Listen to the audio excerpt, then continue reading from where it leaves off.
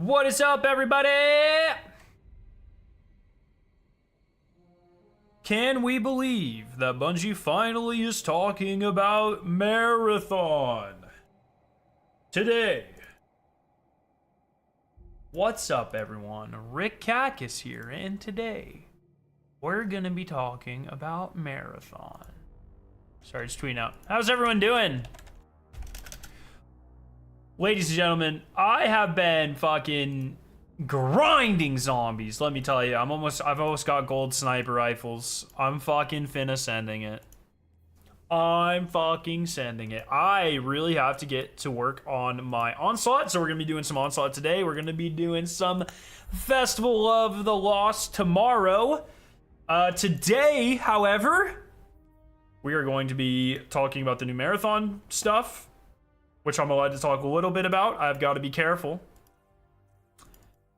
So, False Shadow Throne is hard. It's not that bad. You got it. You got it. Fun fact, before every day one, I run... Did I not redeem this? What the fuck? I run solo Flawless Shadow Throne to warm up. It's my comfort activity. I'm pretty good at it at this point. Where the fuck is it? Third page. Haha! Fuck, it's an old one, bro. So Bungie made a weight crafting, weight perk waiting emblem. And that's where we're at. Pretty sick. So, hell yeah. So Bungie is finally talking about Marathon. So that's what we're gonna do. Joe Ziegler finally breaks his silence and makes himself known on Marathon. Let me tell you something. I spent some time with with Mr. Ziegler here. He's fucking awesome. He is awesome. There are some moments. Am I allowed to say this? There are some moments he was watching us playtest, and I had some crazy reactions and he had some crazy reactions. And that is probably one of my top gaming memories that will ever happen. Thank you. Let me pin this. That will ever happen is him and other devs watching us play and having awesome reactions. It was fantastic. It was really fun. Yes, he was previously the game director of Valorant, or as Paul Tassi calls it, Valorant. I don't know why Paul Tassi calls it that, but he does.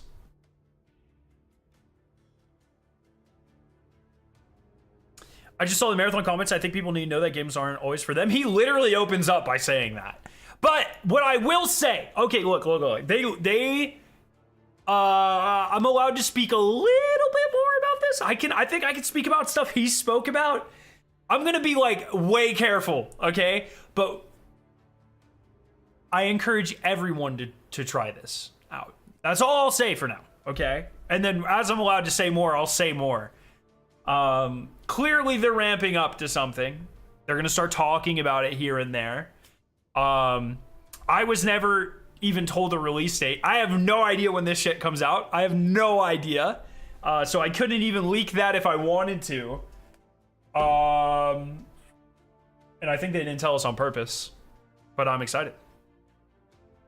Yeah, we're wearing the same shirt. The difference is mine says creator on the back, creator, and his will say developer on the back.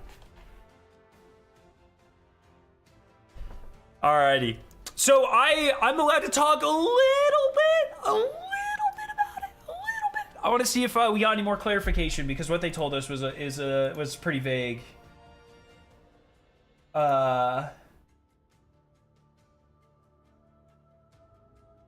am mostly allowed to confirm what Joe is saying. I'm mostly allowed to confirm what he is saying, reassure, and validate. And expand to some extent. I don't know what that means. So I'm not gonna be risking that. So don't know what that means. That's incredibly vague. So we'll talk a little bit about it, but I'm excited. Okay, if they wanted you to know if as the don't break your NDA. So we'll watch this. We'll talk about it a little bit. We'll play some Destiny. But yeah. Well, how's it going? My name is Joe Ziegler. I am a game director. And once again, I cannot stress enough how nice this man is, how nice everyone on the team was. I'm just banging against my window. I think a bird just flew into it. And he's just a chill dude. It's very nice. I love this style video here. This is something that I loved about Joe Blackburn. Was these one-on-one, just like, hey, what's up, let's chat videos. That's sick. More game companies should do this. I am sad that we've kind of lost that. Tyson Green's never done one. I don't know why. Maybe he's just not good at them. Maybe they want to take a different direction with the marketing. I love this. It's one of the reasons I kind of love like the Destiny reveals have like Andy and like the devs, because they're really, I love this kind of, the Vidocs are cool, and I love me a Vidoc, but these less produced, just like, hey, let's cut through all the marketing bullshit and let's just talk. I think that's a very powerful thing as well. So, we're here. Scaro's on Bungie's payroll. I mean, I can say, like, Bungie has paid me twice in my life. Never once have they ever paid me to say anything is good or bad or anything. The first time was, what, 3 or 4 years ago. The first time they ever put me in a trailer, I got paid. I don't know why they put me in like 10 trailers. I've never been paid since then. I think they owe me some money, but no, I'm just kidding. But they did pay me indirectly. It was actually their content partners paid me to be in a trailer. And then I was paid to go playtest. But I was very specifically told not to give like information. So they didn't pay me to advertise. They quite literally paid me to do the opposite. And you guys hopefully know that I would never, ever, ever take money if there was a requirement to talk positively about something. That's just not who I am, and I don't really need the money. So, but they did pay me to come play test and give my honest feedback about the game, which they're going to talk about here, actually. So, Bungie, and I am working currently on a little game that we like to call I thought it was a game where there are only inorganic robots and aliens. I can't speak to that. Marathon, and I'm here today to talk to you a little bit about that game and talk to you about what we've been up to, where we're going with that game, where we're going with talking to you as an audience. And to be clear, I would have gone and play tested for free. I would have paid. I don't think I'm like visiting Bungie and seeing my friends has been a very not lifetime thing, but something I wanted to do for the last decade. So it's just like a little cherry on top that they covered my expenses. You know what I mean? I would have done it myself, but just to make that clear. Maybe sneak peek a little. What's the punishment for breaking NDA? Probably getting blacklisted, which I don't want to happen. Bit of some of the stuff we've been working on. Just a warning though, we won't be showing any gameplay footage today. But we will be showing a little bit of a sneak peek on some of the stuff that we've been working on. Yeah, so stick around if you're interested in learning a little bit more about Marathon, and let's get to it.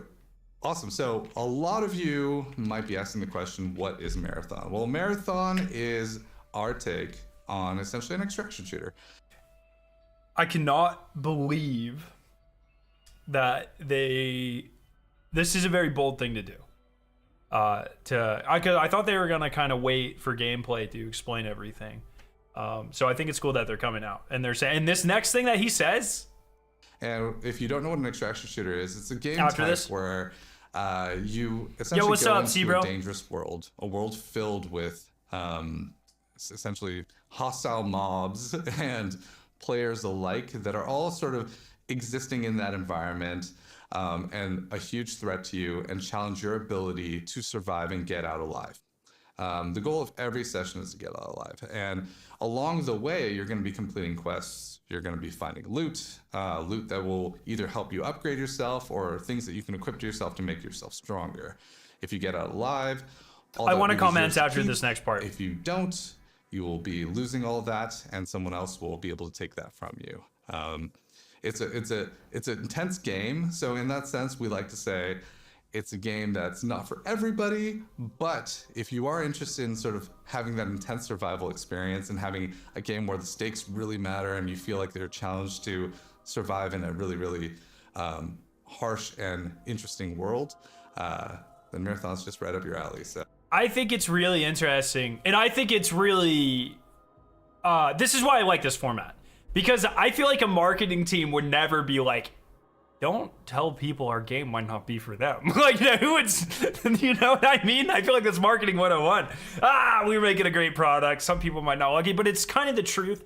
And I feel like we're at a standpoint in games where too many games are, it's kind of like Marvel movies. For a long time, every Marvel movie was supposed to be for everyone. You know what I mean? They were trying to appeal to as wide of an audience as possible. And when that happens, everything just, it's the same flavor. You know what I mean? There's nothing super interesting. No games do anything super, anything like incredibly well. I think this is a take you have to have nowadays to do anything super great. You have to, and I feel like this is a problem Destiny's ran into, where they just, you know, they try to redefine what the game is to appeal to a larger audience, and I think that is a very bad thing to do in the at the long run for a longevity of a game. What I will say, I don't, like I said, I don't want to risk any sort of anything, but I would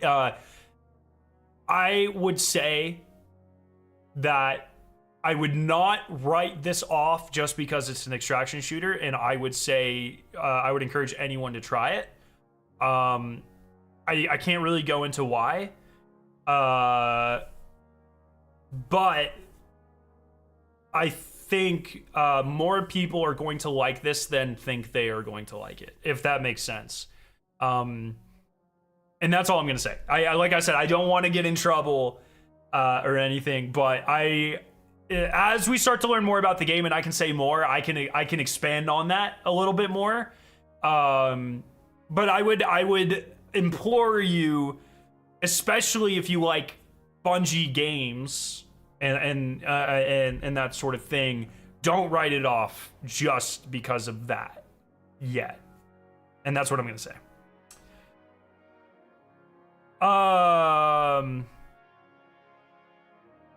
I wrote this game off because I diverted resources from Destiny 2 to do this and left Destiny stagnant mostly. I don't know. Like, we obviously don't know all the behind the scenes stuff with that. I would much rather take my anger and put it at, you know, properties that never ended up existing. Because this is, at the end of the day, if this helps Bungie and this does well, that means in turn Destiny's going to get some of that back, right? It's going to become a cycle. I am much more inclined myself to be angry that so much money was wasted on Matter, on Payback, on all of these things that could have been put towards a Destiny 3 or a Destiny 2.5 or whatever. The one project out of like fucking 10 that's actually coming to fruition is not the enemy, in my opinion. And if this succeeds, I think it only means good things for Destiny. In my opinion, as I see the situation, I don't have any insider baseball on that. And if I did, I wouldn't be able to say what I'm saying right now. But I truthfully think that the better Marathon does, the better Destiny does going forward. So. Yeah, hopefully that sounds appealing to you. If this does well, Destiny is getting less IMO. 0%. 0% the case. This is a PvP primary game, and that is not a model historically to run an entire company off of, especially not one that is Bungie in size. Now, there's a couple of examples where you can. Fortnite, Apex are the primary. Well, I mean, fuck, I don't know if Epic could only, or if, I don't know if Epic could only exist with Fortnite. Like, if Epic didn't have Unreal licenses, I don't know, like for a while they could have, but I don't know if they have a fucking massive team working on that shit. You know what I mean? Maybe, I guess, with all their licensing agreements with other IP, maybe, and like microtransactions, I don't really know, but it's very rare. And I can assure you, they are not trying to move away from Destiny.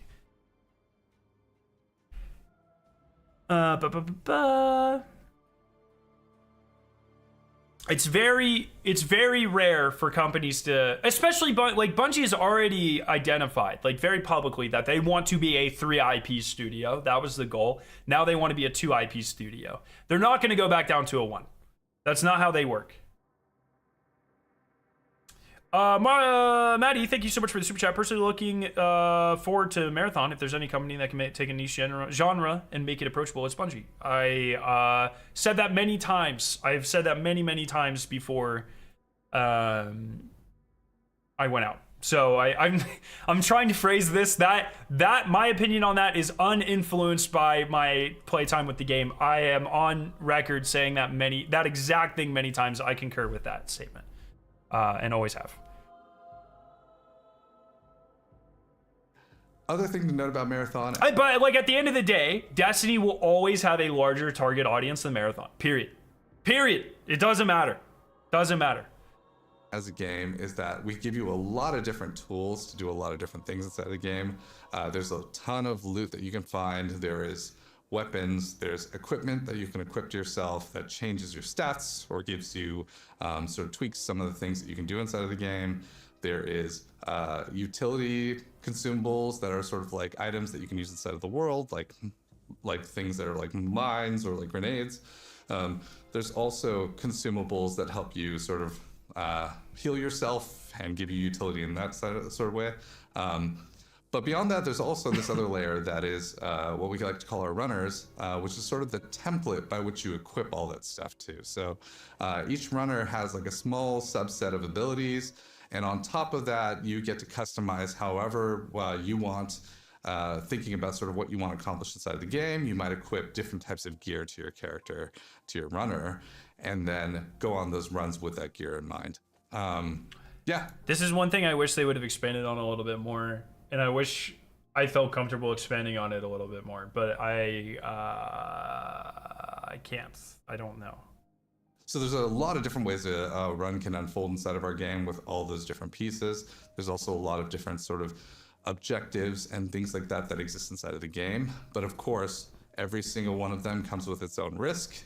And the risk is always present that if you don't get out alive, you will lose the things that you have on you. Talking a little bit about the world of Marathon, our game is obviously set in the IP of Marathon, which is one of Bungie's... Which I know nothing about, and it's super embarrassing to be talking to the developers and get asked, hey, what do you know about the lore of Marathon? And, nothing. Yeah, like, oh man, I had a fucking like 8-hour flight and I didn't read anything about this game. Are you serious? Why didn't I do that? So I know nothing. I know one of the other creators, hidden Xperia, he was talking about compilers, and I was like, what the fuck is a compiler? I don't even know what that is. So at some point being, third party just remastered all the, I think there's 3 Marathon games. I want to do it so between the, in the lead up to Marathon, I go back and I play those games to get a better understanding of the world. There are 3 Marathon games, Zeke. I mean, it exists in the existing world. My understanding is they're not rebooting the franchise. It just started. I didn't click it. My hands were up here. My understanding is they're not rebooting or anything like that. It's just in a different time period in this existing world. So, I think the first game released in 1994, so it was quite a while ago. But before I was born, before most of us were born. A lot of the familiar elements, especially a lot of the things around the mysteries and the kind of eeriness and sort of like the, how do I put it? Want to hear the first part of this video, but does it feel different to other extraction shooters? I don't know how much I can comment on that. I'm so sorry. This is the one thing, like, As we learn more about the game, I will be able to expand on these things. Like the psychological kind of creepiness of the entire IP as it exists before. This is one thing I love about the art style is you can see very clearly with the art style they're going for a very dark. It's weird. It's like very contrasty, right? Destiny's all about hope, and it's very bright. And I guess a lot of the imagery for Marathon is bright green, bright whites, but it's presented, the characters and the worlds in all the concept art in the trailers that we've seen are presented in a very dark way, and I think that's a cool like juxtaposition to what we're used to in Destiny. That's like a very like a lot of times very dark imagery with very hopeful characters. You know what I mean? If that makes sense. But we're layering on some elements that we think really help modernize it and also bring it to a new story that... Can you talk about how developed the game is? He phrases it like it's very early in development. We played it. And I can, once he talks about specific stuff here at the end, I can comment on, I'll go a little more into that. We can sort of, and a new world that we can sort of like continue to update and delight all of you with over the course of time. Where are we at right now in terms of making this game? Well, for the past couple of years, we've been doing a lot of aggressive change to the game, and we've been iterating pretty heavily. And during that time, we've been testing with a lot of players.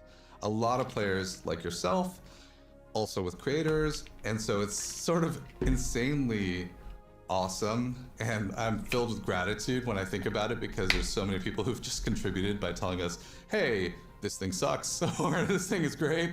And one thing I genuinely, like, I cannot stress enough, oh, fuck. Oh, no. Where was I? It's inside of the game, or this thing is great. Yeah. And one thing I can genuinely say is, like, when we got there, they were like, good feedback is fine. Give us the bad feedback. Like, tell us what you hate. Tell us what you don't like. They never once shied away from negative feedback at all. They leaned way into it. And I think that's very refreshing. Because there are companies that, you know, you criticize or you give feedback and they'll either ignore you or pretty much tell you to go fuck yourselves or whatever. They want to know how to make the game better. And that is very refreshing. Very refreshing. I never once felt like any piece of feedback any of us gave was ignored. In a way that really has helped. How much playtime did they give? I don't know if I can give specifics. I was there. I was in Seattle or Bellevue for 3 full days. Does diagnose, analyze, and shape and shift the game in great ways. Where the game is at right now, there's a variety of different things at different states inside of the game. Some things are a little bit more complete, like our environments are starting to come together in a really, really beautiful way. Some of the character models we've been iterating through, so they're coming together, but they're not fully there yet. Our enemy models are still kind of a little bit in an early state. So when we played, we were actually playing. So I was there last month or early this month. I was there early, like 3 weeks ago. Even 4 weeks ago, somewhere in there. The build we were playing was still months old. So it was like, I'm sure they are so much further than what we played. But everything he's saying is absolutely true. Iterating through and making those things land in a strong way. Or I agree with. I would. Are still I mean, he obviously knows better than I do, but I can say it's a little early he's being very to show truthful. you all of it as one piece. But as you've noticed, like as many of you are familiar with, if you're familiar with game development, all these things are on track. They're not all together, but when they all do come together, we really, really. I don't know if they're on track. They didn't give us an end date. I have no idea. Showing you what that looks like, especially in play. Having said that, about 20 people. Sneak peek of a couple of images you might have been staring at that kind of exist in the background behind me. One of the images that is going to be showing up on your screen is. And what's really funny is like when we got there, these were some of the first things they showed us too. Like it's like in the lobby of Bungie, and these were popping up, and I was like, oh my god, we've never seen these. This is what I'm talking about, right? Like very bright but super dark. You know what I mean? It's It's almost like if you pull up 90% of concept art for Destiny is black background with like a glowy character. This is the exact opposite. It is a beautiful art style. Of a runner that we have in our game. Its codename is currently Thief, which might give you an indication to how it plays inside of the game. If you notice, the character's sort of creepily peeking around a corner in sort of that quiet moment before. I don't get why they're being so mysterious about this instead of showing us gameplay, especially when they have people playing it. Because what we are playing are very early builds, and they are still taking active feedback to make parts of the game better. And so there were, I mean, and even in what we played, as he mentioned, a lot of what we were using or playing was not finished. As he mentions, the environments were pretty much done in terms of like architecturally, but a lot of things in the game are not marketing material ready yet, or they weren't at the time, and I can't imagine they are yet. And so the idea, when you start, they know when they want to release this game. I don't know when they want to release this game, but they know, and they have marketing things that they're going to want to build up to hit. I mean, this is one thing you have to understand. Every single person for the last like 4, 5, 6 months has been harping on Concord. The number one thing Concord did, the number one mistake they did, as far as I can tell, was their marketing for that game was atrocious. Now, there are many mistakes they made. You know, I don't really think the visuals of that game were that interesting. I don't think the character dynamics were that interesting, that sort of thing. But the number one thing they did is most people don't know that was a game, didn't know it was a game until it went viral because they were shutting it down. That will not happen with Bungie. I mean, anyone who has been a fan of any Bungie game, has been aware of any Bungie game over the last decade, knows that their marketing team is one of the best easily in the entire gaming industry. And so when they put stuff out, it is going to be very calculated. There's going to be, marketing tactics behind it. There's going to be psychology tactics behind it. Time of year, distance between game release, distance between people getting their hands on it. If they decide to do any sort of ARG or viral marketing campaign or anything like that, this is all going to be very calculated. This is honestly probably in response to the fact that I think plans changed between, and this is, once again, I didn't want to dare ask about this because I think it's probably a sore topic, but plans probably changed between when it was originally announced and now for a variety of reasons. Layoffs, Christopher Barrett being like, oh, these sorts of things. And that almost certainly changed the timeline of the game. They mentioned here, I don't have any information about this, but he mentioned here that the game has undergone huge restructurings and they've changed it a lot over the past year or two. So I'm sure, like, in hindsight, that original thing, the ARG I solved and all of that stuff, in hindsight was probably too early. And this is them kind of redoing that, if I had to guess. So the new tagline is "Sick Escape will make me God." Yeah, there are so many taglines like that I would bring up, that I would see, and I'd be like, that's a sick line. And they'd be like, oh, that's from the original Marathon. It's like, oh, I should have known that.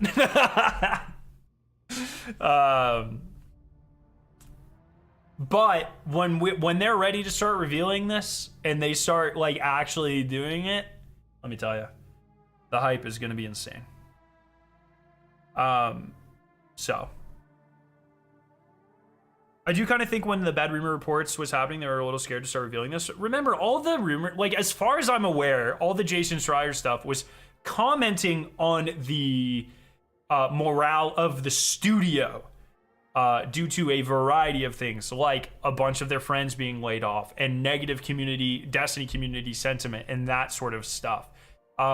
I never ever, and we've talked about this 10 times, going back a year, I've never interpreted any of those statements as being indicative of the quality of the game, just of the morale of the employees and the developers.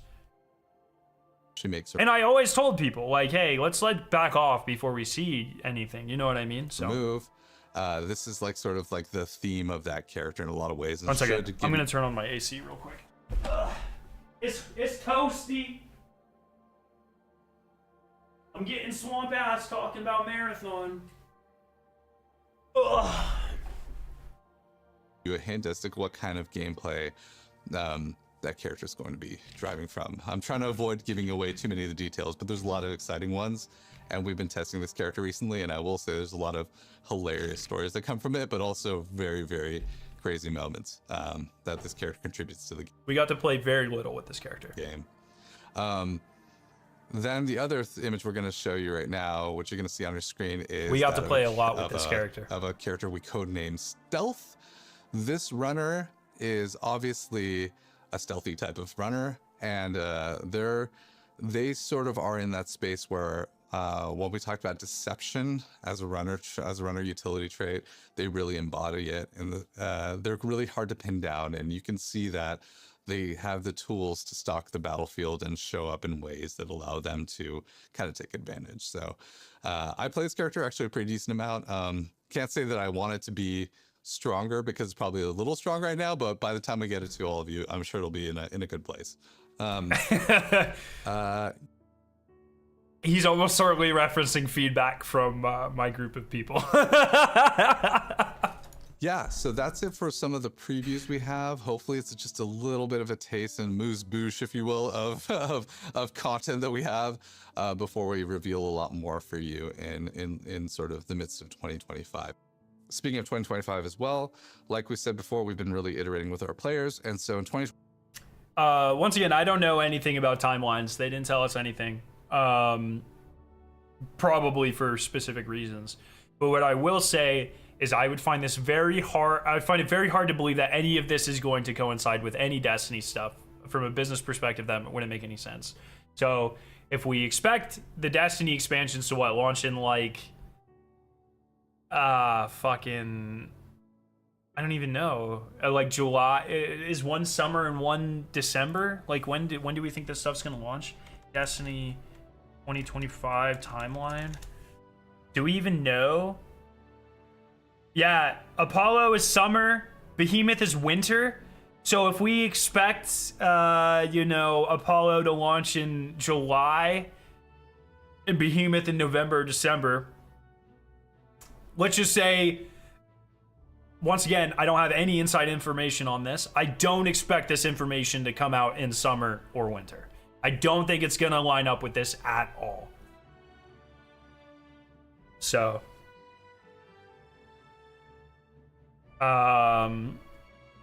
but I don't know. I have no idea. I'm so interested. Like the fact that they're coming out and saying this now, but then they're saying we're not seeing more until 2025.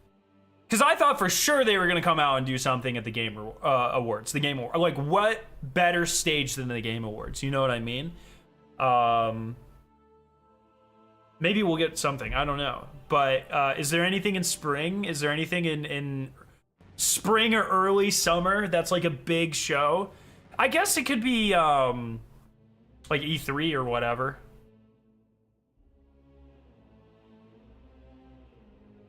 So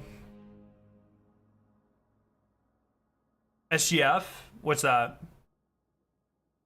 Oh, Summer Game Fest? Yeah. Maybe. It depends. That might be like a big Destiny slot. This is the weird thing about having two franchises that are pretty different, is like, how do you hopscotch them? I have no idea. This is not a thing I envy from the marketing teams.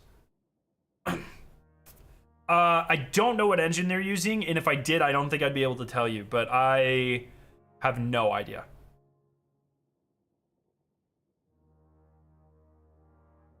So, this feels like a heads up that we'll not see anything for Game Awards, maybe. I have no idea. I mean, he directly says the next time we'll see it is in 2025, right? So, 25, we're going to be expanding our playtests a little bit wider and wider. We're looking to add a significant amount This sounds like an alpha, does it not? of players to each. I'm gonna like listen to this terminology, but he doesn't call it that. With our players, and so in 2025, we're going to be expanding our playtests a little bit wider and wider. We're looking to add a significant amount of players to each of our milestones as we're going forward. It sounds like a closed alpha. Some of these big inflections are opportunities for you all to join us. We'll definitely let you know when that happens. Yeah. But if you're interested in following us or learning more or sort of keeping up to date with all the updates that we have, definitely one of the ways you can do that is wishlist us on the storefronts that exist. And the fact, how often are you like, typically how far in advance can you wishlist things on Steam? Like, I've never paid attention to this stuff in my life. How far in advance are you usually able to do that from a game launch? Whether it be Steam, on Xbox, or on PSN, all of them have wishlist buttons. If you click that, it will help us know that you want So Song has been wishlistable for years? Oh, okay. to learn more about the game, and we can sort of send the information your way. Well, thank you all. I just want to say a lot of different thanks, actually. I have so much gratitude right now that I don't know if I could fit it all in this video, but what I will say is that thanks to the team. The team has done an amazing job, and they continue to advocate incessantly for all of you to make sure that the decisions we're making aren't and this is another thing I feel like is within my rights to discuss here based off of this description. There was definitely some back and forth on questions and ideologies around these sorts of systems, and at the end of the day, the one thing that is very reassuring to me is the amount of passion that went into taking our feedback and discussing our feedback and making sure they understood it, and had the conversations amongst the devs themselves and that sort of stuff. I've talked about this for years now. My favorite thing is seeing people discussing something they are passionate about working on. There's nothing better in life for me than even if it's something I don't really care about, watching someone spill their guts out talking about something in such an excited fashion. I love it. Is so amazing, because not everyone gets to work on things that they're passionate about or love, and I just love seeing it. And what I can absolutely say without a shadow of a doubt is this team is incredibly passionate, and they want to make a game that is good and is very enjoyable. And that's the vibe I got. They took our feedback incredibly seriously, and I'm excited to see what they do with it. I mean, the ball's in their court. I love that they're talking about this sort of stuff. I can't wait till you guys start seeing gameplay so we can start talking about it. But I would once again just say, like, I think any game, hoping any game, especially like you see this post Concord, but I cannot stress enough, like, going and blindly hoping that any game or art form fails might be cool to be edgy or whatever, but it's incredibly damaging from a industry perspective. The more games that fail, the less risks game companies are going to take. It's going to take years for them to get more comfortable with it. And so if you are a gamer and you are you want to have the best interest of the games industry, the best thing that can happen is that this game is creatively, immense, and it does well. And that inspires future titles from other companies and developers and that sort of thing. So I just want to throw that out there. It's a sentiment I see a lot.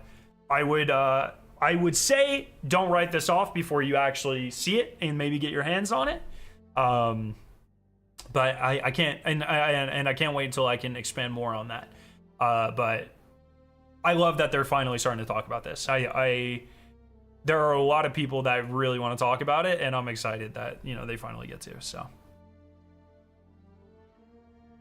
yep, I understand voting with your wallet, but cheering for a game to fail is lame. No, exactly. Yeah, that's very eloquent. Like, if the game's not for you, it's just not for you, and that's fine. They've said that about Destiny for years. It's crazy to me that they're saying about this game that's not out, but they're saying it here. Other game companies have said it. It's fine to not like a game. you know, but there's a complete difference between like apathy and just hatred, you know? So I would just say like a game failing is never a good thing for gamers. It's never a good thing from a humanitarian standpoint because people lose their jobs and that sort of thing. It's never a good thing from a gamer perspective because then once again, game companies are less likely to take risks for an extended period of time. And so I would say if you truly are a fan of video games, you should never want anything to fail. And it's kind of a message that I'm pretty sick of seeing, to be completely honest. So when are you released from your NDA? I'm not sure if I'm ever 100% released. I think there are certain things I'll never be able to discuss. I don't really know. I'm not risking it, man.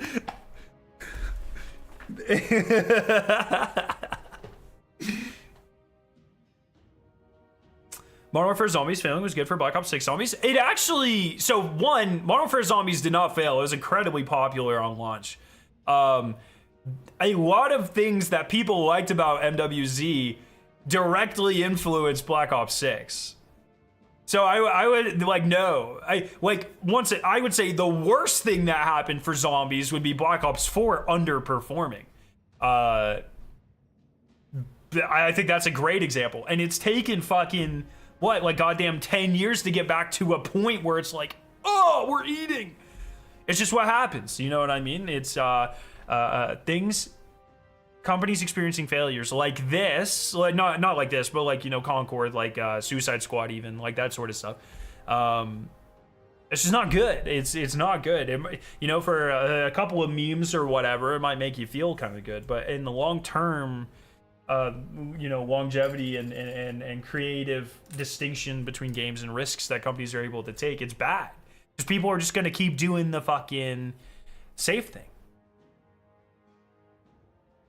Well, we're farming Tuesday, November 5th for the Godroll GL. And what? What are we farming? That's so fucking specific, dude. Oh, the fucking... They're just going to give it to us, right?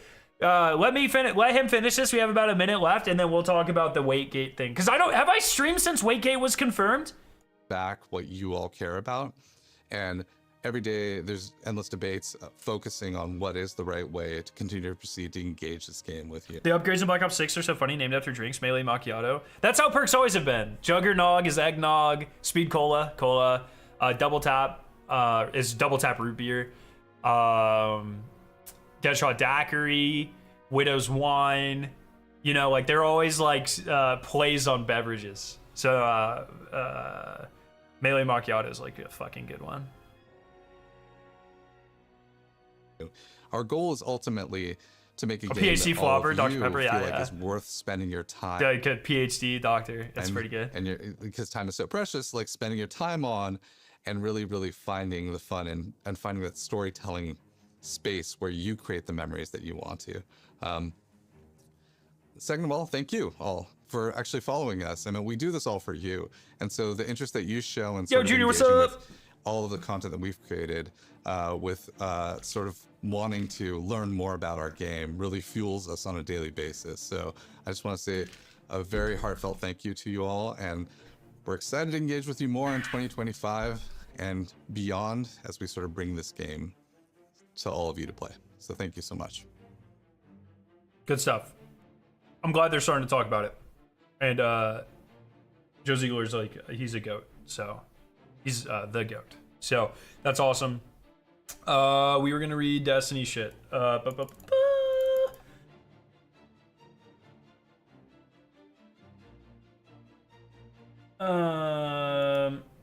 right, so timeline here. People start realizing shit's weird. Bungie comes out and says, "Hey, there's no perk waiting. Perk waiting doesn't exist." And I like to give benefit of the doubt, but one thing that actually kind of really bothers me is I saw some devs and ex-devs be very toxic, like pretty toxic and dismissive about the whole perk waiting thing. And you know, I don't mind them saying like, hey, there's no way to do this or whatever. That's fine. And I used a couple of those examples in my video.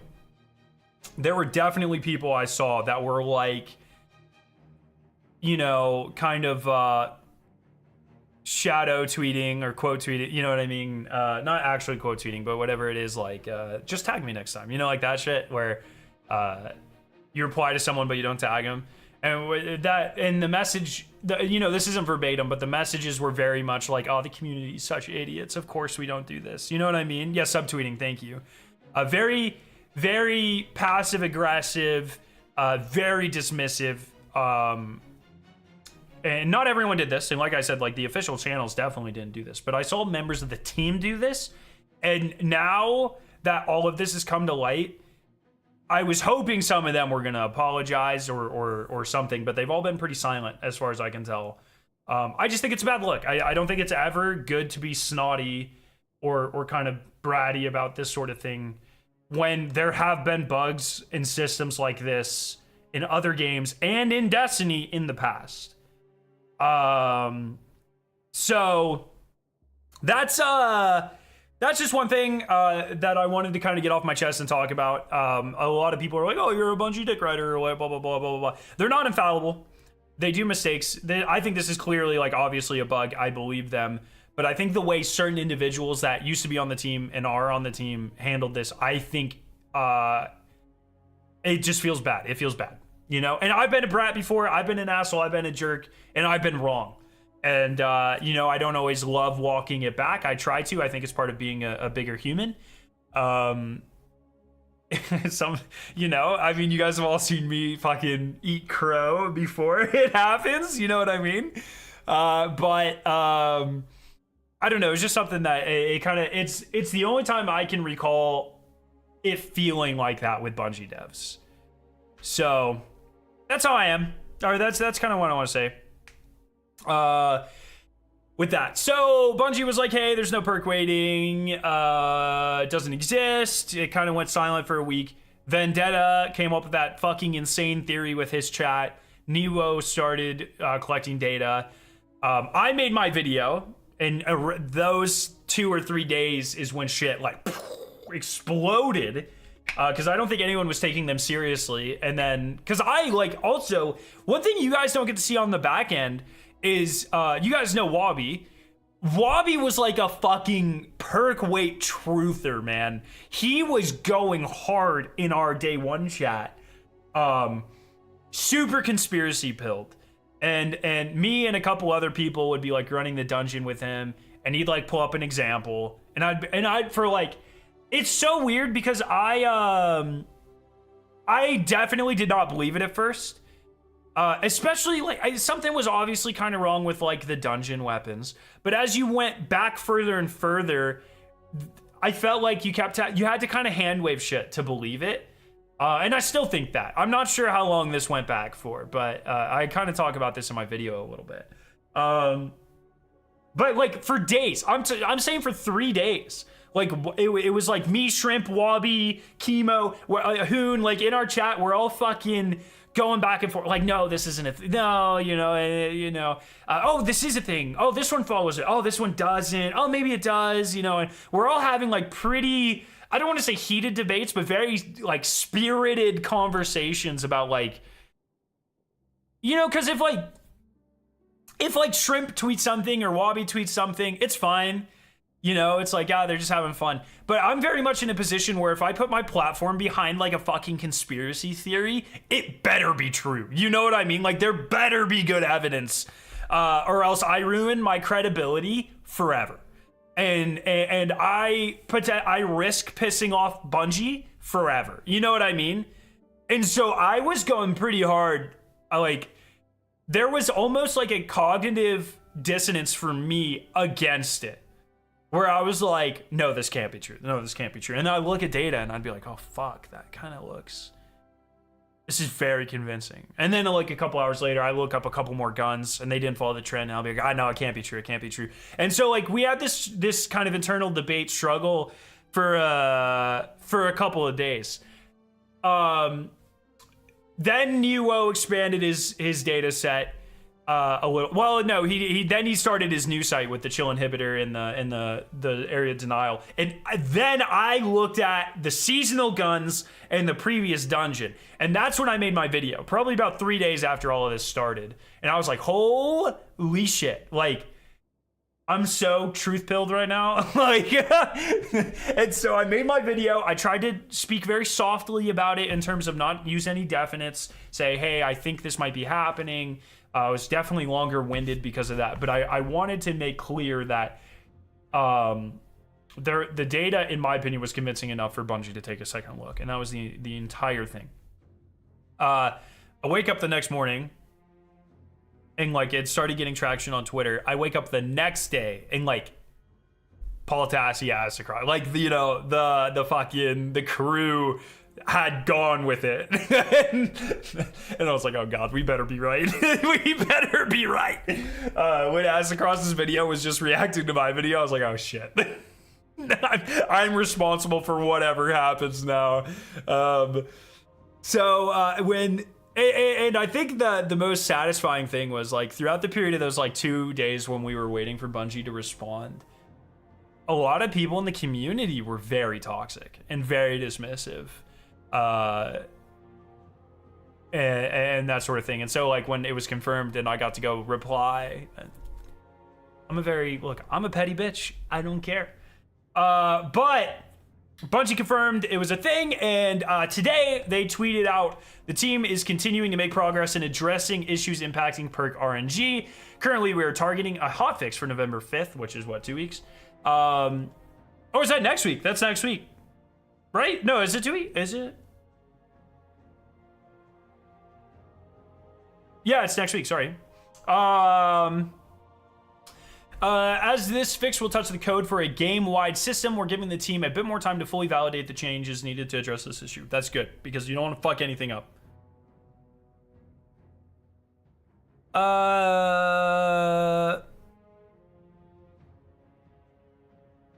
Like in the comments, Tech Artist? Oh, they're fixing perk waiting on election day. Way to go, Bungie. Get out and vote and then farm.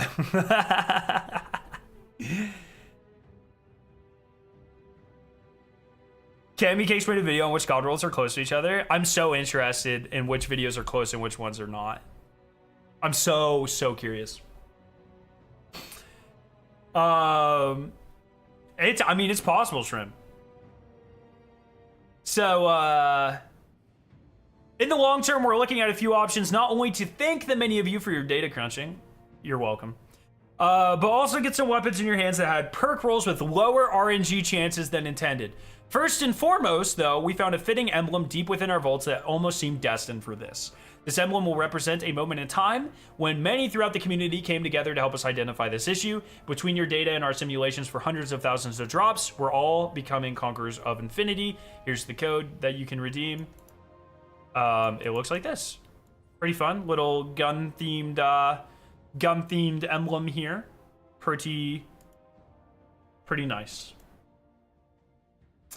Additionally, we're looking at some opportunities to get some fun loot into your hands at a later date. Not only will our RNG systems be fixed up, but you'll have more opportunities to snag some rolls you've been looking for. So I assume they're gonna do either restricted perk farms or increased, like, you know, targeting, whatever, or just give us rolls we want. I'm not really sure. We're also looking to have a future deep dive article from the team on this, talking through our investigation, how interesting this issue was to dig through on our side. I'm very excited for that. I want to see all of this. Why do they show...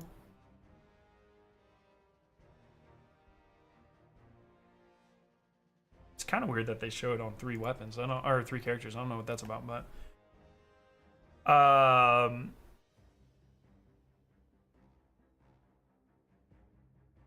So,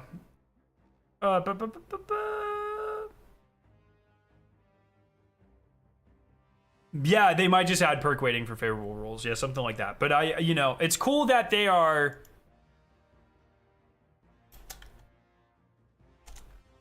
It's cool that they are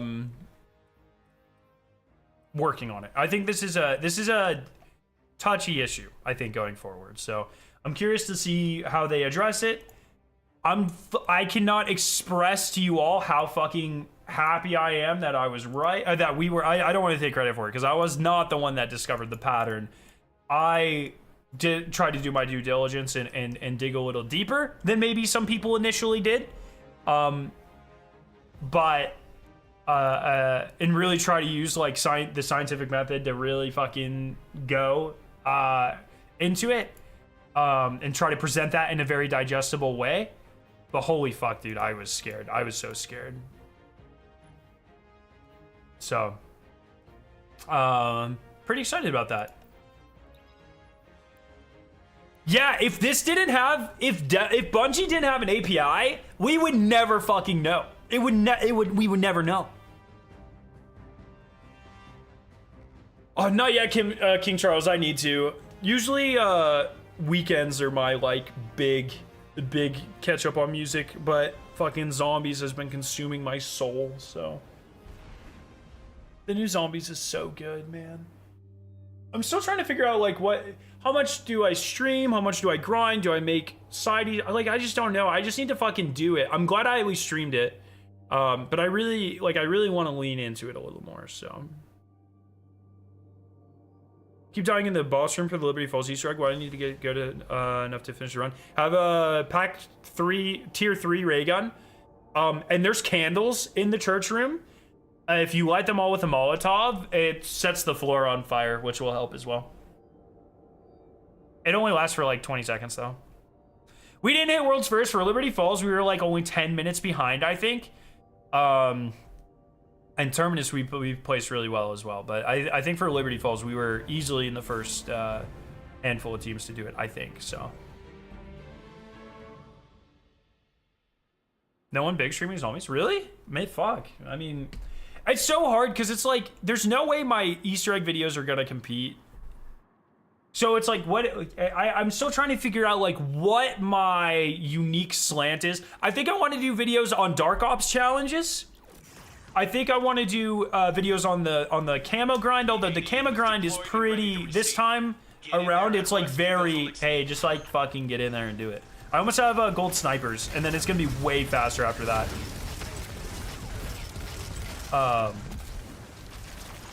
So.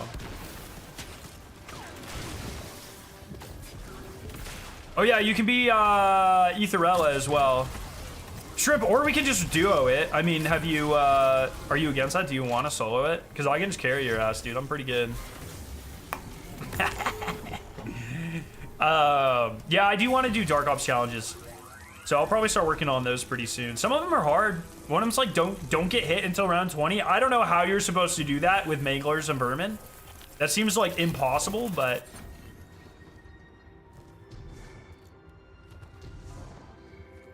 If not Vertigo, you were very close. Do I just pull box over and over again? Do the bowling Easter egg, the Mangler head Easter egg, the vending machine Easter egg for the ray gun. I'd say those are your 3 best chances.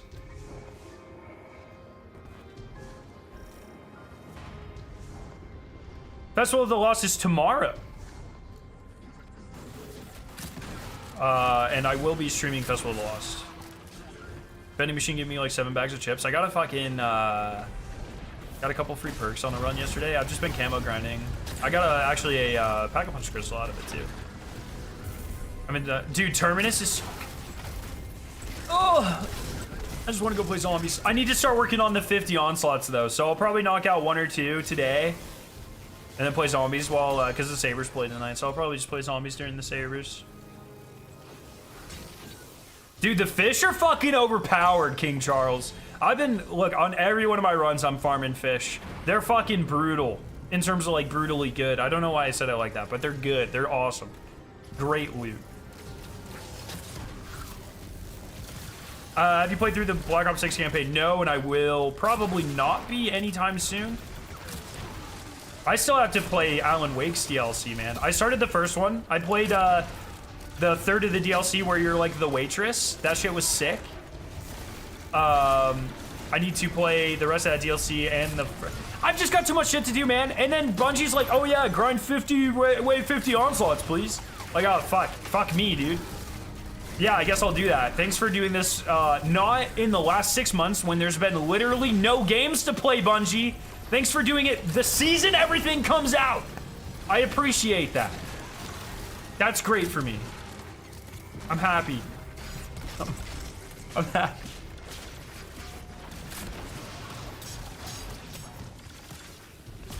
So that's where we are. We're not streaming, we're playing zombies though. Mostly because I've just been doing camo shit, and that shit's like hella boring. But once I do Dark Ops and stuff, I will definitely be streaming that. You have to do 50, full 50 waves. And I have, let's see how many I've done here. Let's see, I know how many I've done, but this is, you know. Let's see how many I've done. I have to do 48 more.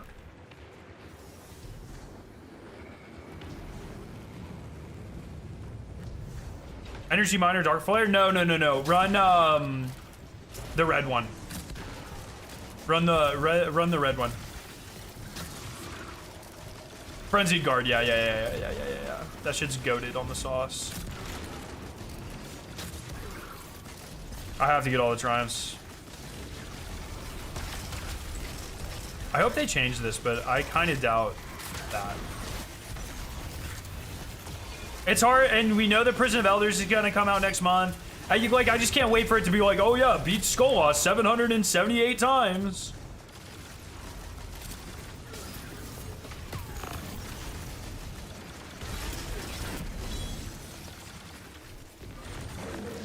So, it's fine. I'll have plenty of time.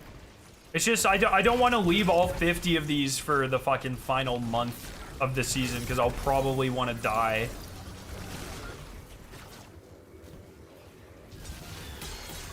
So, but yeah, Zombies has been like incredibly good, so. It's crazy how many Easter eggs there are. It's actually insane.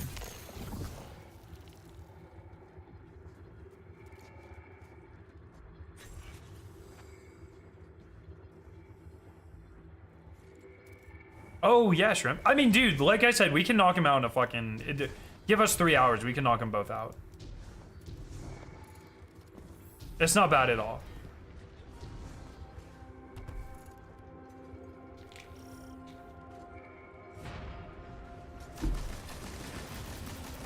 Dunlin and I literally ran through the Liberty Falls Easter egg in probably 40 minutes, and Dunlin's a bot.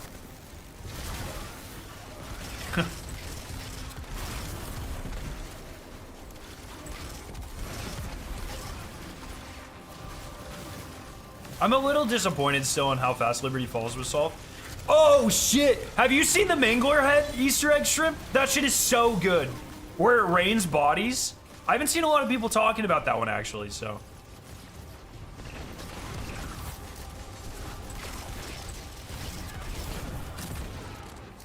All my friends are hooked on the zombies as well. That's fucking good. And then I think one thing I want to do is give it a couple weeks and then make a, because usually I experienced this when I was going through Black Ops 4 zombies, is a lot of those guides that are like every side Easter egg, they're fucking liars, bro. And they miss a lot of side Easter eggs.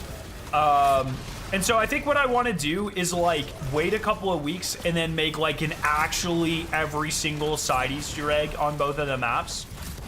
That way people have like a fully updated guide. Cause like, look, of course, what the frick, bro?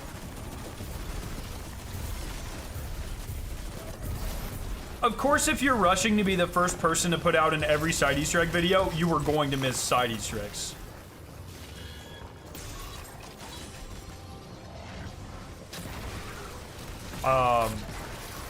So I want to wait and like actually make like a fucking like full one, you know what I mean? So I'll probably do that. Map 3 will come in a couple of weeks. It's do we know exactly when? Do we think it's December? And our okay, this is another question I'm really worried about the answer to, and so I don't want to ask it. But our COD DLC release days, they're Tuesdays, aren't they?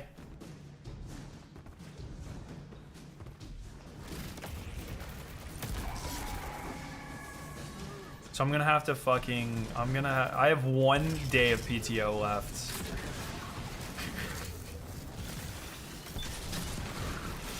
That's the fucking Scarrow classic. My, so I get 3 weeks of PTO a year. This year, we went to Hawaii. I think I used 6 days. GCX was 4 days. Bungie was 4 days. Destiny was 1, 2, probably 3 days. I don't know what we're up to. What I'm trying to say is about 90% of my PTO this year was used on fucking video games, so that's like life goals, I think.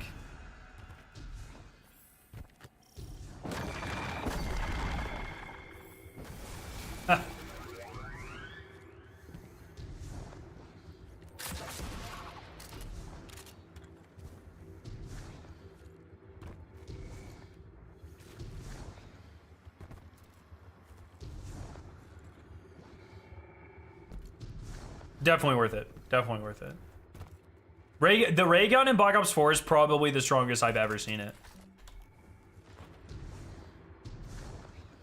It is actually insane how powerful it is. I hope they don't change it. It's really nice. Especially now that it's got a skin and like I can use the Liberty Falls skin on it. It just feels good.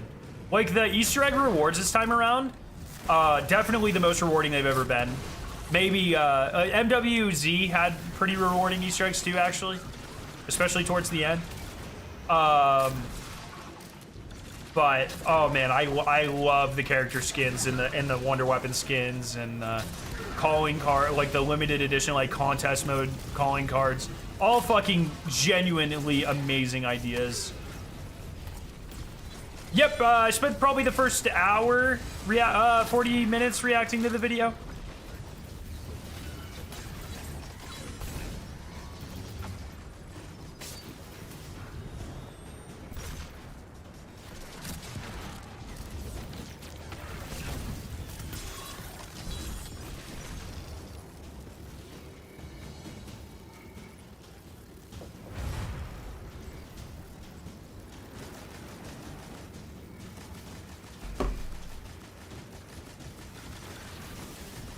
Doing Terminus around 50 yesterday, killed the boss, extracted, and then found out the Dark Ops was on around above 50. That's insane.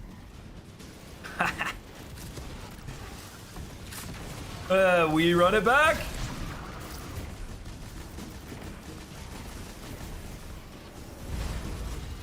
The nice thing about this is, it's not so bad. Like, it's not, like, at least Onslaught's fun.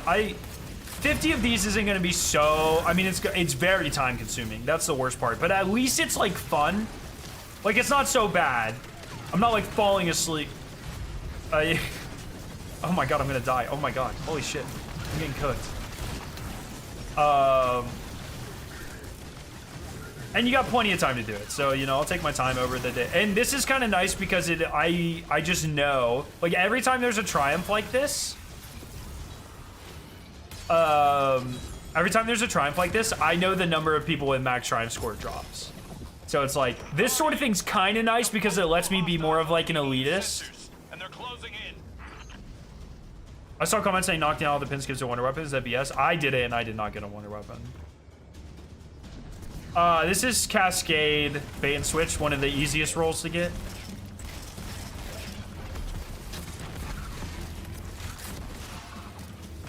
Remember when I was like fucking so excited when I finished my solo flawless and I got this?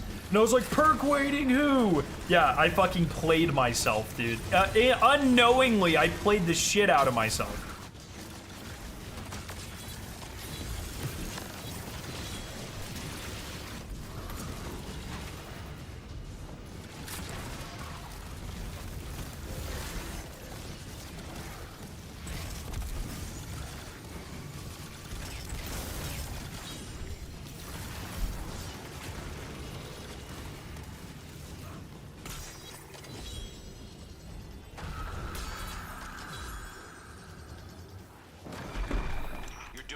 Out there. Just hold on a little longer. Hold on a little longer, brother. Was that just 10? Oh, fuck. Never mind, I lied. Ignore everything I just said there. Y'all think Destiny 2 will ever get a PS5 Pro update? I literally don't even know what that means.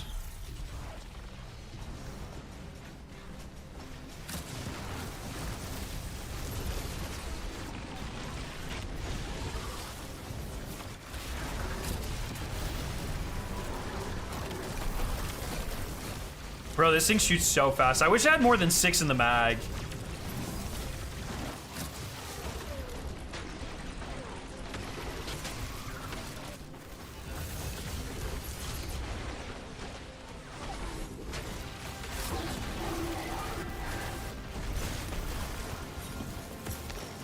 Cause like going full like rapid fire and it's just like boom, boom, boom, boom, boom, and then you gotta reload.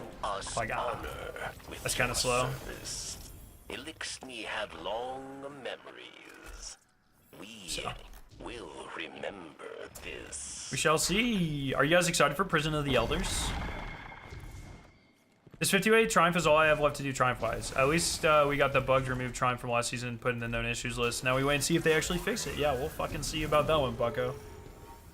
I don't know. I'm nervous about Prison of Elders because I think that in Destiny 1, this might be a... I know this is a hot take. Unfortunately, it's a hot take, but I think Prison of Elders was one of the worst things in Destiny 1. I thought it was Resident Sleeper mode. I have 53,000 kills on such shot.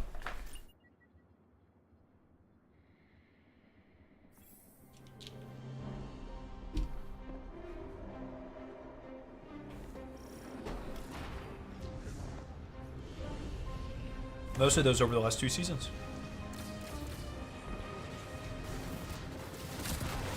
CB Gray has been sat doing 5,000 Prison of Elders runs this last month. Oh, for his exotic thing? Is he done yet? That crazy motherfucker, by the way. Gee, I just don't even fucking understand. His mental is unmatched.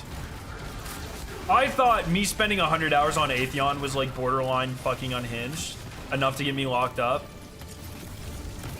CB's brain needs to be goddamn studied, man. Like, this guy can just sit there like he doesn't care.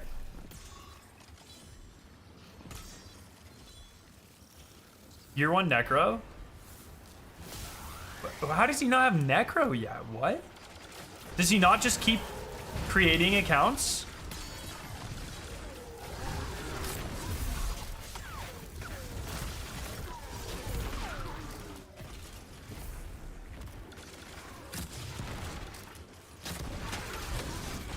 Like, I feel like Raid Exotic should be...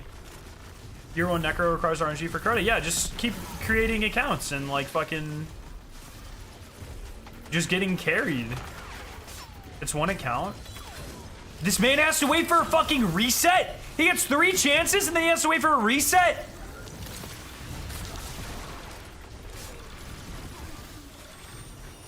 CB, what are you doing? Man's gonna be there until GCX.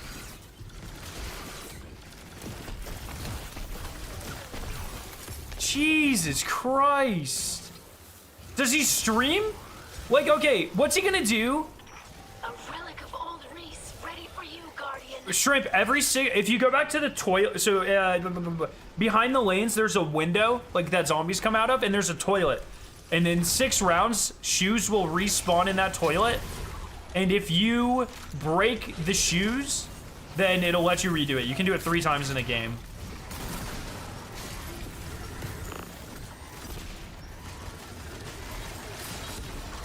So but like, okay, what happens to CB, right? If he gets this helmet and all he has left is the Necrochasm, surely he's not just gonna stream for a fucking week not doing anything while he waits for reset, right?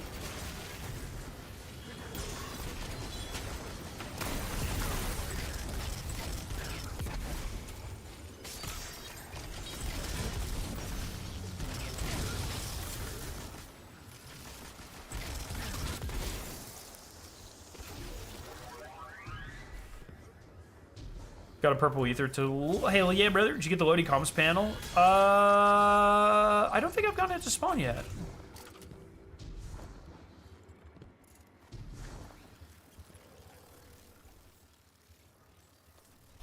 City has a plan for that? Of course he does. I just find it so funny. I was joking with him at GCX about this. Man's channel explodes.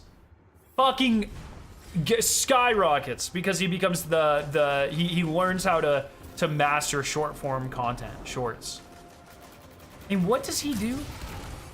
He turns around, he 180s and he starts doing literally the longest streams known to man. It is insane.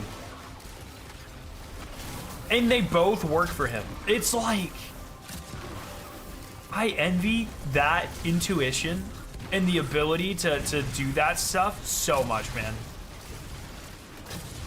And I'm so happy for him that it's working out and he's been so successful. But I can't help, like when I hear about it, I'm just like, what the fuck? You got the viewer Riz? Dude, he has all the Riz. I'm not even gonna lie, man.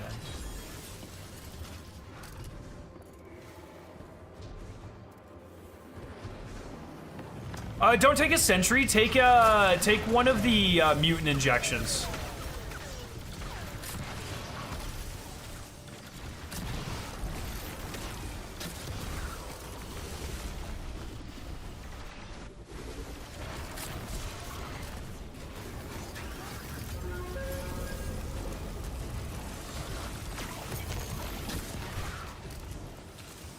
Well, just like farm one from a security box or something.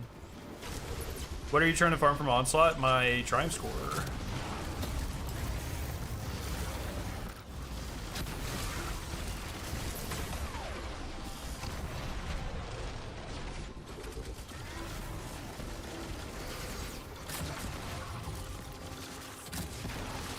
Man, I really want to visit CB and them and Evan and stuff down in Texas. Try to make it down there sometime. An ARPG. Someone explained to me what this was. Like an action RPG. What's an example of that?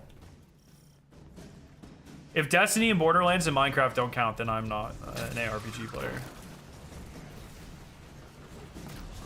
Are you liking Mountaintop more than Lost Signal? For like hard stuff, Lost Signal's nice because of you know, Breach and Clear, but I mean Mountaintop's a goat. Diablo? No, I wasn't a big fan of Diablo, actually. Especially the new one.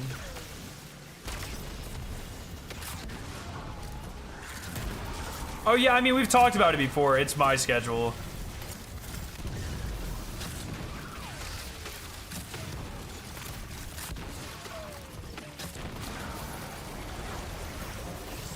You have the same grind mindset of those players? It's just a sickness.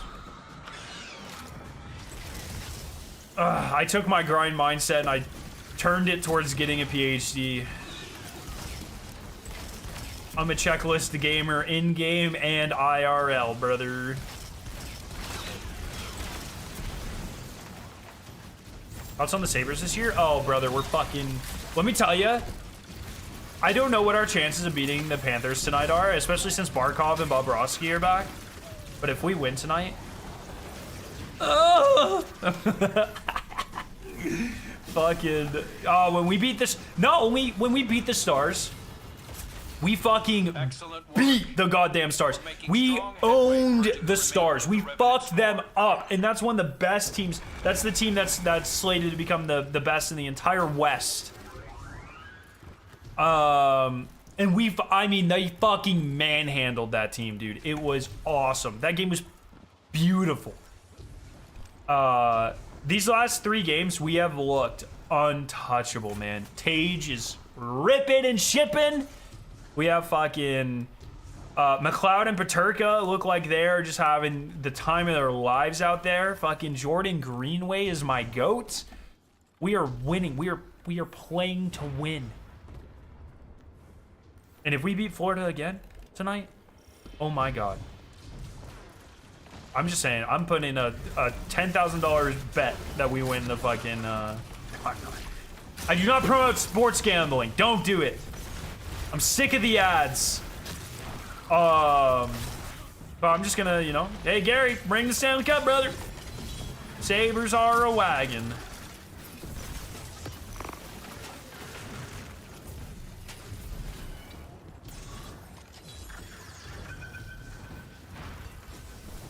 So, yeah, I'm excited. It's nice watching the Sabres while they are good gives me purpose. It just sucks having, like, devoting so much time to, like, a hobby and then just being sad. You know what I mean? I'm not talking about Destiny. I'm talking about the sabers. Okay, you guys shut up. I don't want to hear it. Actually, I'm gonna be super honest. Like, I was feeling very uncertain about Destiny, and then Encore hit, and I was like, oh, this is kind of nice. I like the direction they're going in. And then fucking Vesper's Host hit, and I'm like, oh my god, this is the first time Bungie knows what we want. They know, and they're delivering. And that's not, it's a good feeling. It's a good, like, I'm so excited for the exotic mission, the Vampire Keep at the end of the season or whatever it's gonna be called. I'm so excited for that. And then we get a dungeon next season, bro. In a hive-themed season. Oh my god. Oh my god.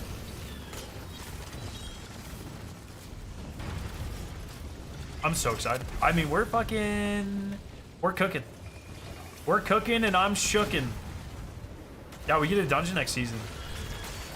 We get a dungeon next season in a hive episode about a secretive hive mysterious episode. And then when that episode's done, we get a fucking raid. We are like, okay, things are gonna be real dire next year. You know what I mean? Like starting in I don't know, what's 3 months after June?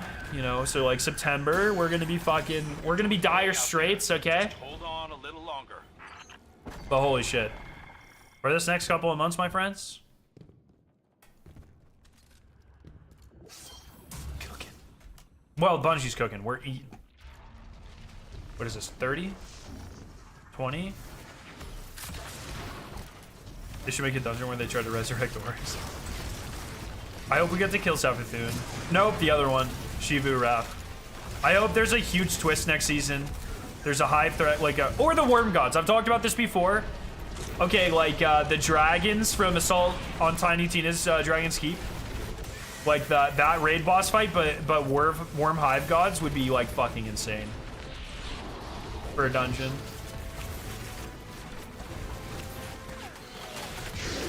Shivu in a dungeon would be so sad. I completely disagree, dude. Because we're never gonna get a Shivu raid. Ever. They have no reason to do that. Especially now that we're getting one raid per year. That shit's gonna be expansion based. So either it's some seasonal ass mission, or it's a dungeon. And I want that shit to be a dungeon. I think you would like this kind of carnage.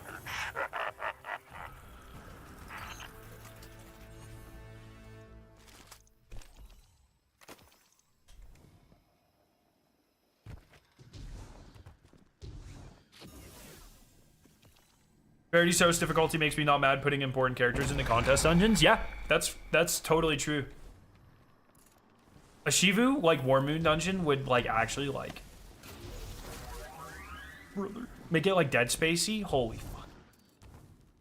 I would die.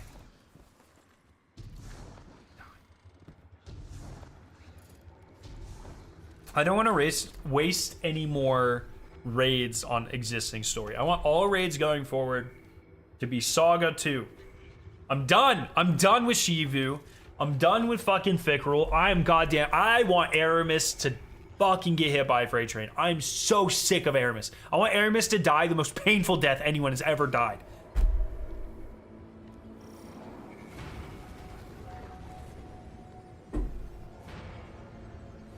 Aramis might be my least favorite character in all of Destiny.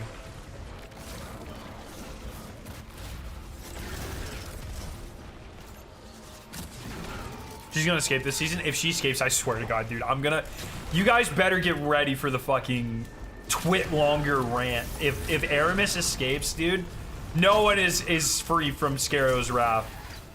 I swear to God, dude. Aramis is the most awful character. When I was so excited when her friend started getting resurrected as Scorn. That's fucked up. I was so excited because I thought that was Bungie saying, oh, Aramis is going to be a Scorn. I thought we were going to walk into this dungeon and Aramis, it was Scornimus. It was Scorn Aramis, and we just got to fucking murder her, dude. I was so excited. I was so excited. Puppeteer was a close second. Puppeteer was really cool, but I'm just so over Aramis. I hate Aramis so much.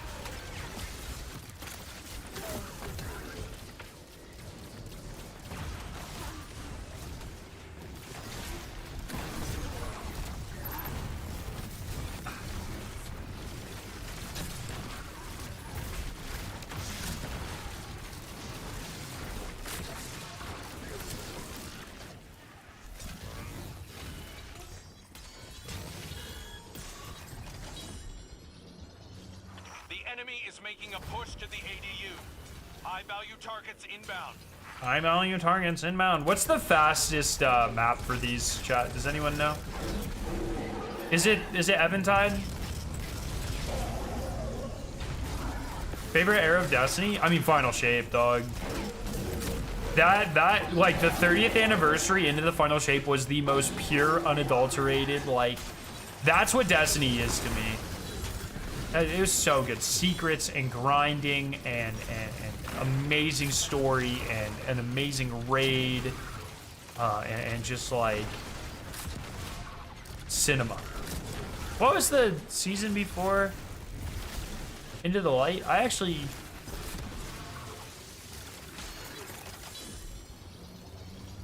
Oh, Season of the Witch. Actually, okay, Season of the Witch. Back half of Season of the Deep into Final Shape. All of that. That like 6, 7, 8 month period was so good.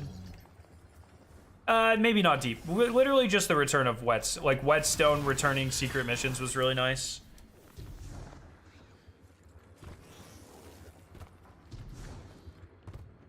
Did you just look at your pins to remember the seasons? I literally did, yes.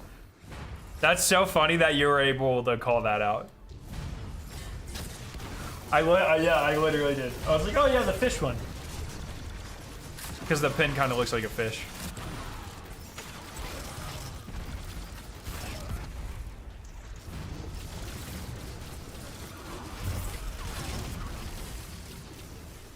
That's so funny, actually.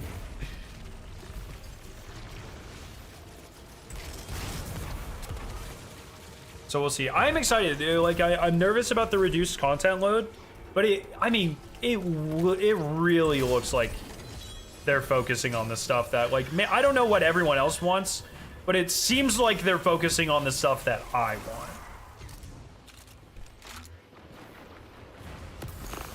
That's 100% accurate, Tech. Ooh. I love my pin wall.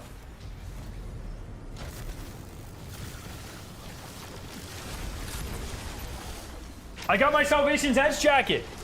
I don't think you guys would be able to see it, but the entire wall is jacketed. I'm out of jacket space. I don't know. I mean, I don't have to worry about that because the next raid isn't for like a year, but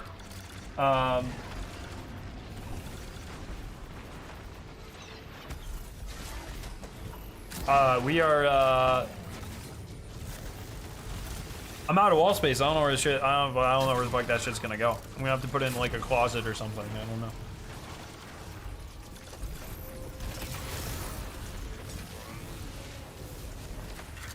Ooh, fuck, you know. I promised I wouldn't fall asleep. Another room. I guess. I really don't know, man. I have to do a little room tour because get them out. This situation I've got going on here is dope as fuck.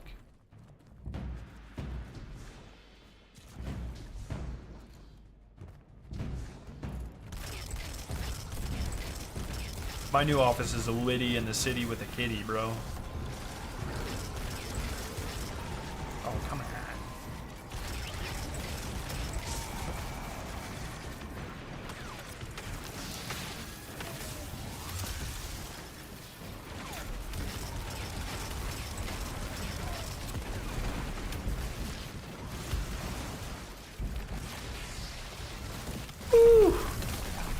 For me, nothing will ever be the Forsaken year. 3 new raids in a year was insane, even though 2 were pretty small. That was very nice. If I was a more competitive player back then, I'd probably hold that opinion too.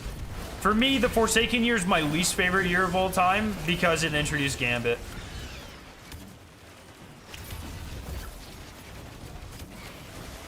Sierra's the most objectively correct. I don't know about that. There's a lot of smart Destiny streamers, man. I'm just, you know, I'm doing my best.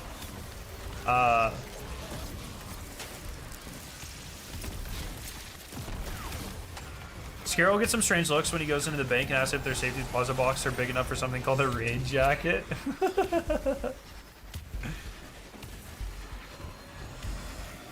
Where the fuck is the, yeah.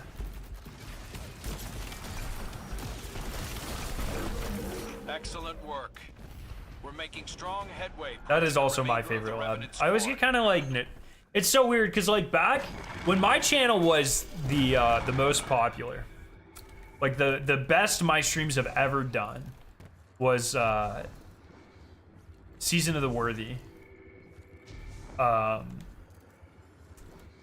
that was right before what, holy fuck, what year was that? Was that 2019? It was right before the 2020 election. And like people would come in here and like I'd debate anyone. I don't give a shit, dude.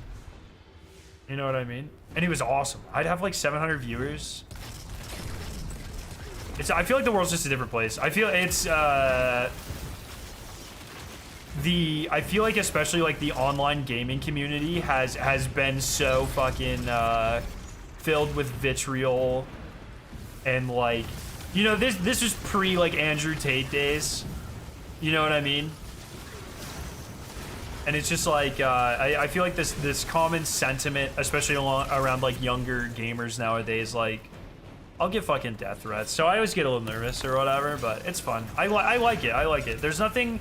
I really enjoy trying to be as educated as possible on like statistics or in terms of like, you know, political statistics and things that like actually happen in sequence of events and like these sorts of things. I really enjoy that because I never want to be caught in a conversation where I can't defend my viewpoint. Well, you know what I mean? I should just drop out of college to dropship. Yes. That you're getting to the core there. Yeah, Perk waiting emblem. Check this out.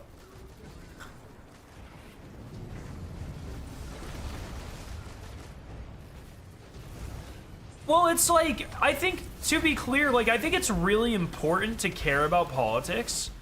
I think we're just, we have reached a point where, like I said, especially for, like, young men, I feel like so much of, like, political identity is been intertwined socially with, like, the idea of masculinity and shit. And so, like, that combined with you know, this has always been a thing, but especially of late, like people are so quick to defend something they don't really know anything about. I find that really interesting when especially with like I do this a lot with like Victoria's parents. You know, they're from Ohio, they live in the South now, you know, and they're 60 years old. So you know exactly their political stances, like right from that description, right? And I'll have fucking, they'll come over and they'll be spouting the acronym of the week that makes them scared or afraid or angry.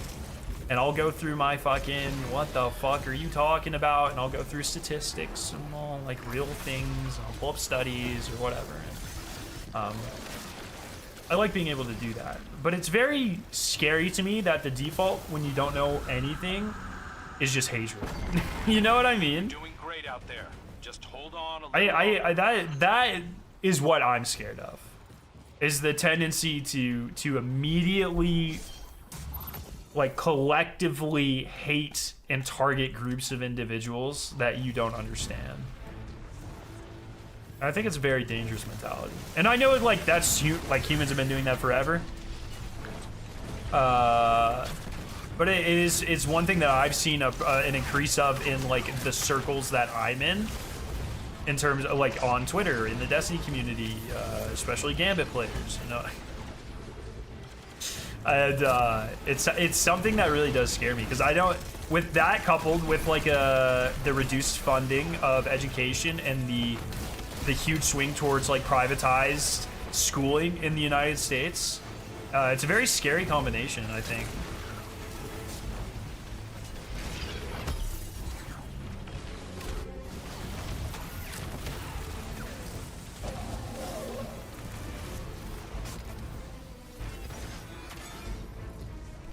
Guardians, you do. Sai, if a person with more money than God is ever arrested, I will shit myself on stream. Okay, it'll never happen. Will remember this.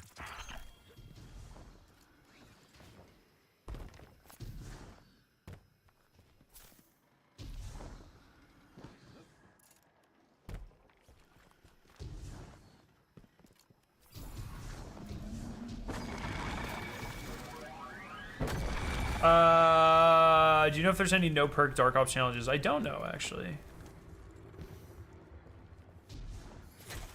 Fair enough, La. But it's just one of those things. I don't know. We're also like at the position, right, where like Victoria and I are starting to get to the age where we need to make like very important life choices. You know what I mean? Like, I'm 27, I'm not getting any younger, and it's like, I think the next couple weeks will be pretty telling about like what we decide to do, I think. So we'll see. Yeah, I mean, that is a huge part of it, right, Orange Cat? But I'm gonna be completely honest, right? We live in a very, very southern, traditional, conservative state. And if there's even a 3% chance or a 1% chance, whatever the statistics are, there's a minuscule chance that Victoria could have life-endangering conditions and doctors won't be able to take action because they're afraid of anti-abortion laws. I'm just not having a kid. I'm not risking her life for that. You know what I mean? It's not that important to me. I really don't care. You know, it's one of those things. Yeah, and so I think that is that's a very real implication of the next election for us. But it's one of those things, like, you know what I mean? There's a billion fucking babies. There's one Victoria. So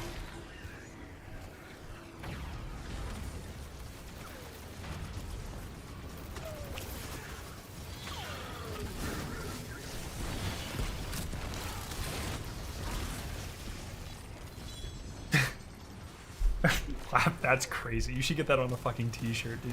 My friend in grad school, he loved Letterkenny. And in the first season of Letterkenny, I think it's in the first season. I think it's one of the first episodes. The main character goes, "I'll watch kids fall off of bikes all day long. I don't give a fuck about your kids." And my coworker used to say that shit all the time. He loved that quote. Used to swear up and down he'd never have a kid. No, he has two. And anytime I say that quote to him, he's like, "Do not say that to me." Used to be his favorite. I swear to God, there's times where he would say it 20 times per day.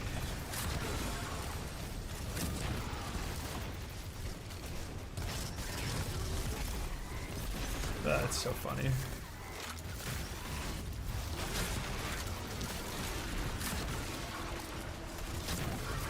And that sort of mentality is really scary too.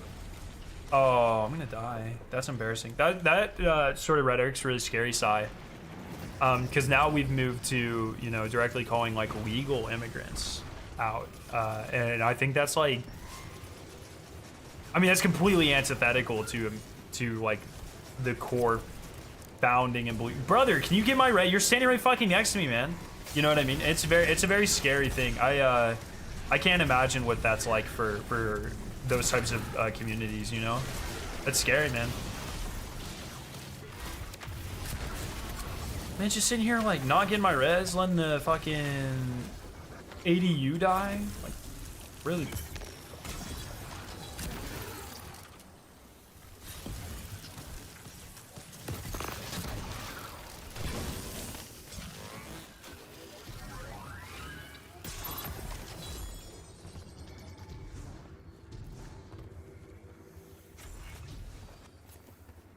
So, I don't know. We'll see.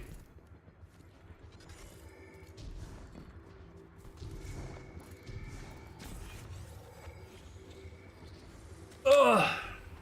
Bro, I was playing hockey yesterday, and fucking someone shot a puck, and he was like right here. So I caught it. I like bam, and my hand hurts. I definitely bruised on the inside here. You can't really see it, but I feel it, and I'm like, oh, fuck, I should have just ducked, man. It was kind of like a reaction. I was just like, that. Why did you catch it? Because it was flying in my head. No, I'm not a goalie, no. I just was like, bam, and I put it down, and I made a play, and I think I ended up scoring on it, actually, after I caught it. But after the play, I was like, fuck, bro, that hurt.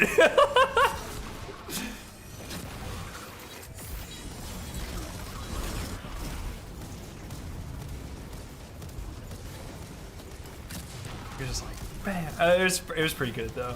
It was just like practice pickup yesterday. It wasn't one of our league games, but I was fucking feeling it, man. I got new. Okay, last week when I was tying my skates, I pulled on it and my lace literally snapped in my hand, and so I had to fucking play with like two holes down because my string snapped in half, and so I got new laces. And prior to starting playing hockey again last year, I haven't played since high school, so I'm still wearing the same skates that I had in high school. And so these laces were fucking, I don't know, like 8, 9, 10 years old.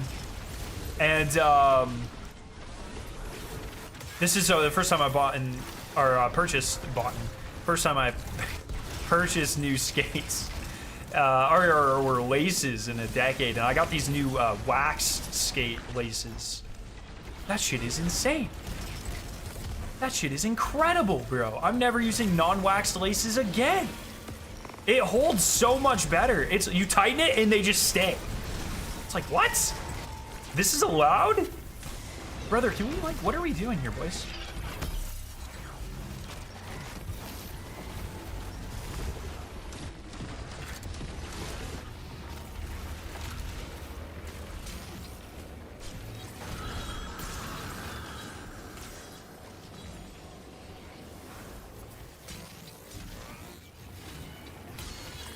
No, it wasn't that hard of a shot. It was probably like it was more of like it wasn't even on net. It was like they were dumping it into the zone, really. But I mean, it was still like there was force behind it, but it wasn't like a fucking slap shot.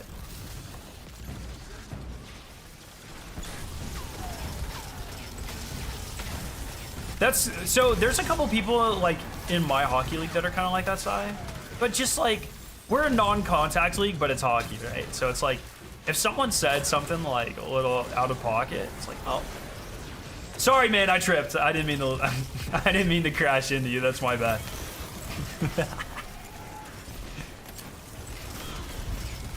As non-contact as hockey can be. I have a real problem with this because I also play at where I work. We have a pickup basketball league, and I play every Friday. And it's very, I grew up playing some basketball, mostly like boys and girls club level shit, like nothing.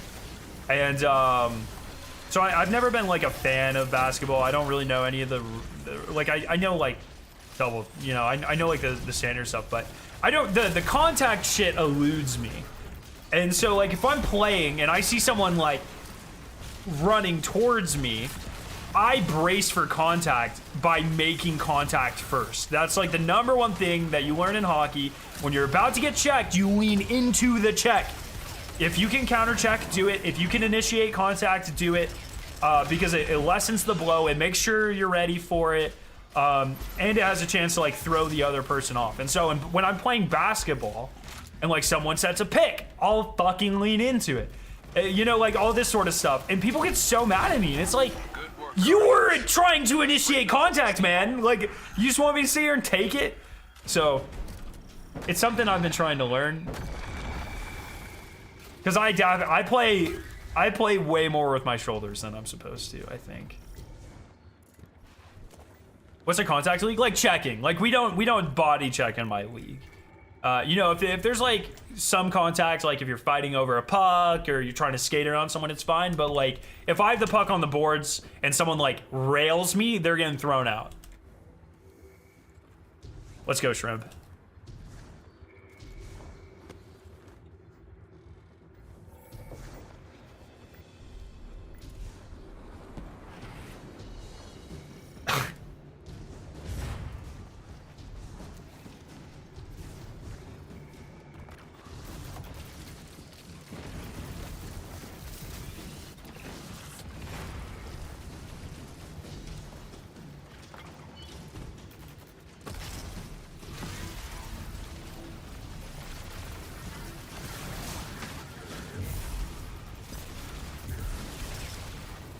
Oh yeah, man.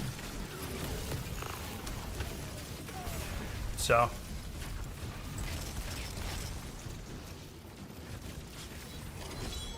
Nah, that Aussie culturally appropriated ray gun from gamers, man. My culture is not your breakdance. But I wonder what like the first instance of like a laser gun was. I don't watch a lot of old movies, so I don't know. I mean, I know Star Wars has them. What's like the Sai? You're old. What's the first old movie with like a laser gun in it that you can remember?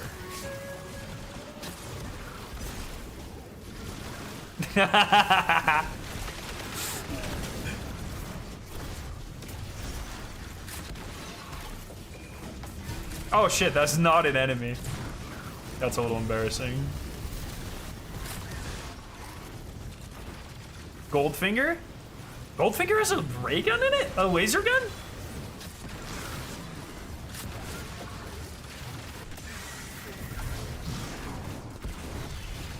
Huh.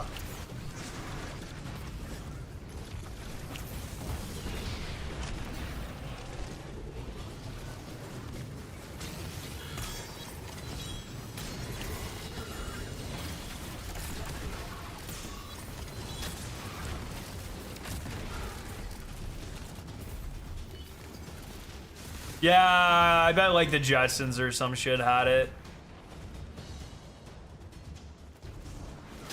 It's so crazy to think about, like that feels like so long ago from a cultural perspective, but it's like, it's just not. You know? It's just not. It's just not. I mean, it's so, it's crazy. It's absolutely insane how much media has changed in fucking like 30 years. What is this shit? Marvin the Martian from Looney Tunes? What's Google AI say? Because you can immediately count that as the incorrect answer. And that'll help you whittle it down, I think.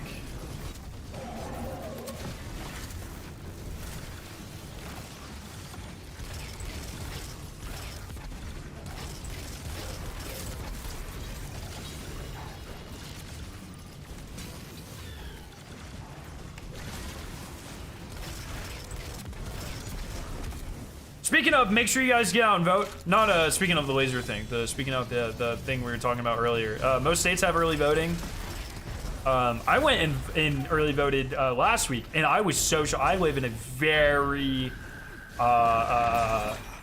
what I would consider to be an area that you would not expect a lot of early voters from.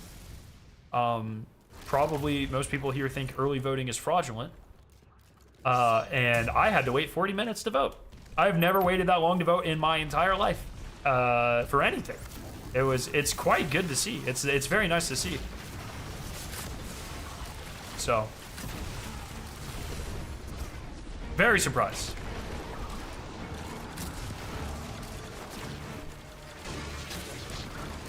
Can you vote? Yeah, I guess. Boys, what are we doing here? If we are risking dying like fucking on round 40, I'm going to lose my mind, actually. If we die here, I'm going to cry.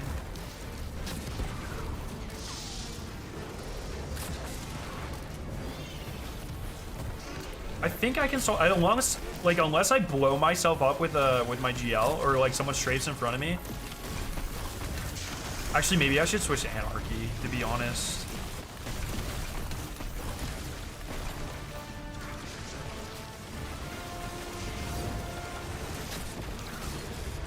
Have you been contacted by an organization about sponsoring you to tell your viewers to vote? No. Bro, boys, like what the fuck, man?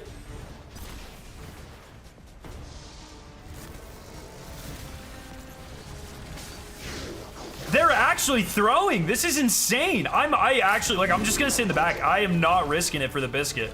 They should have res time, like revive timers, right?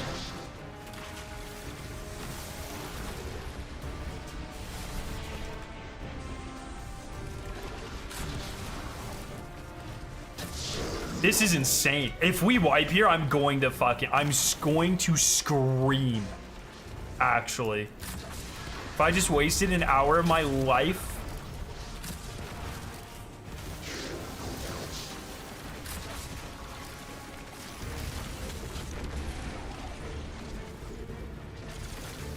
What in the fuck are these guys doing, man?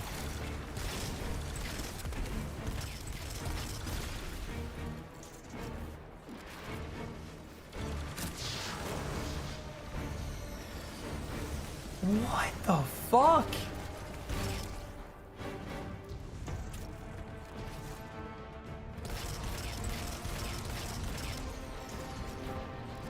No, this is normal!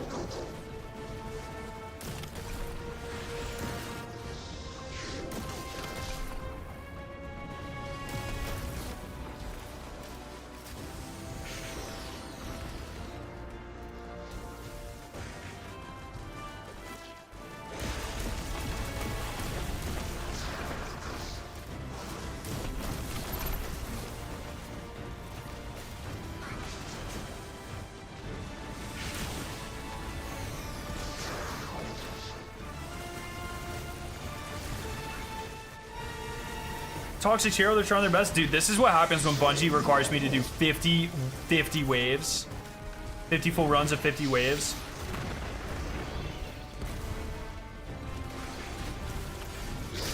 Thank God. Fuck.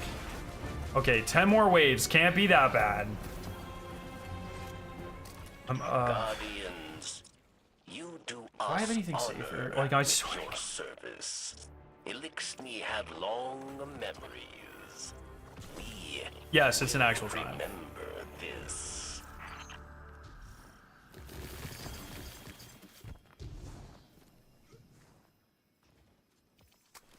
"50 full runs." Yeah, extinguish modifier active. Thanks. Thanks for that. Can't wait.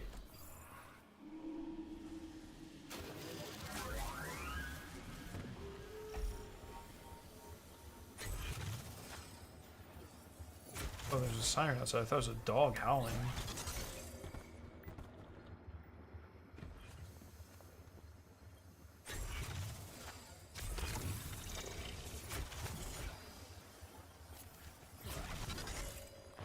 Like, these guys aren't spending on upgrade. What are we doing?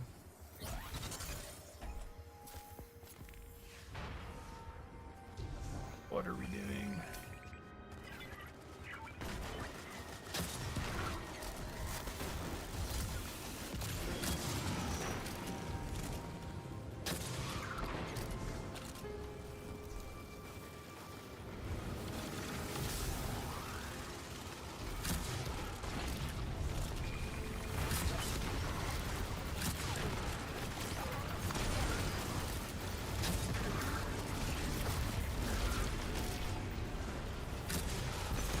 Dog, that debate hits Twitter like once every fucking month. And it is astonishing how many people can't do math. It's not a debate, like they're just wrong.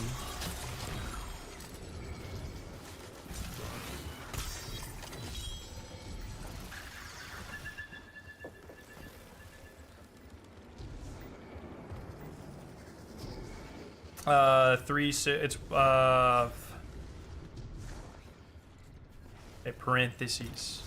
3. Excuse my multiplication. 6. It's 1.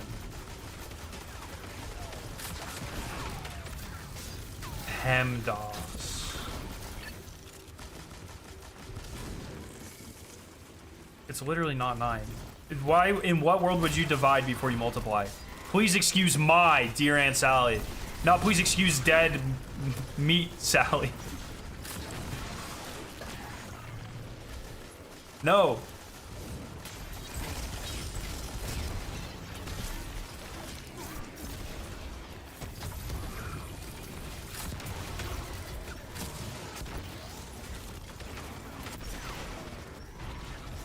Just want to division, multiplication, left to right. Fuck. Remember I was like, eat crow?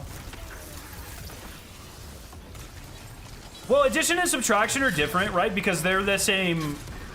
Addition and subtraction should, in most cases, I don't think in any case, like if it's just purely addition subtraction, it shouldn't matter left to right. Right? I can't, unless I'm like, just not thinking of something incredibly clear. Like I'm just missing something. But addition subtraction, as long as those are the only two things, should be able to be done in any order, I think.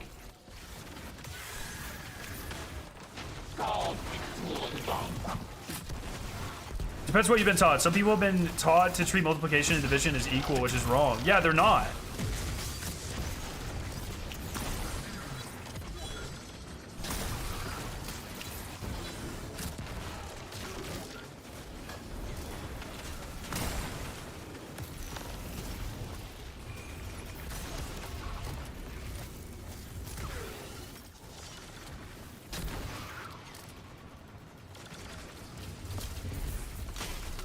Or if they are, I've no, yeah, I don't know, like fucking Southern math. But no, I don't, because subtraction is actually just negative addition, but you can't do, multiplication and division are not like that.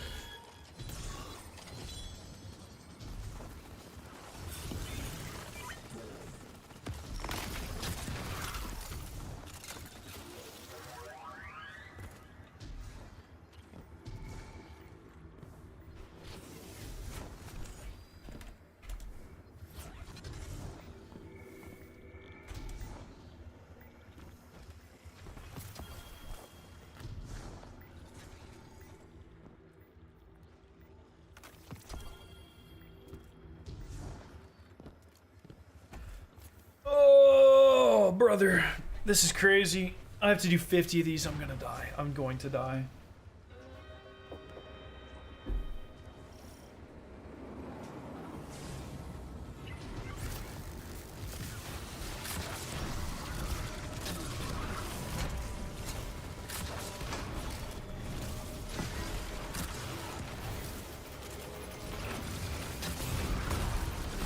All right, I'm gonna tweet.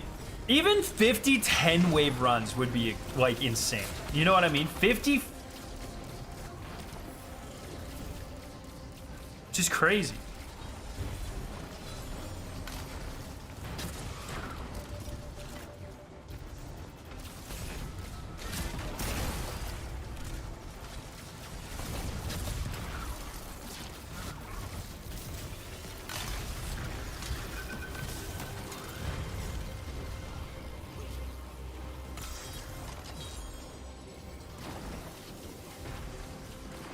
A day for a month. I know, it's a lot of time, man.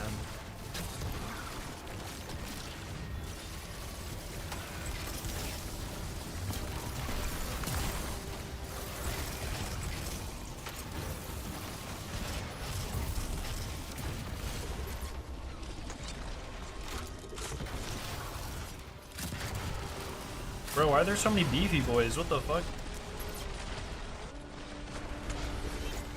Yeah, more credit for expert would be nice.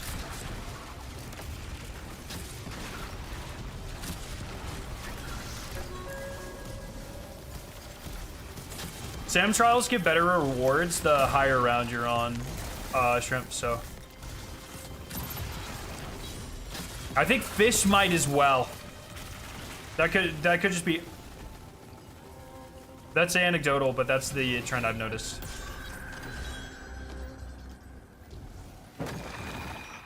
deploy and rescue the Elixni captives. All You right, got I'm this. so scared right now.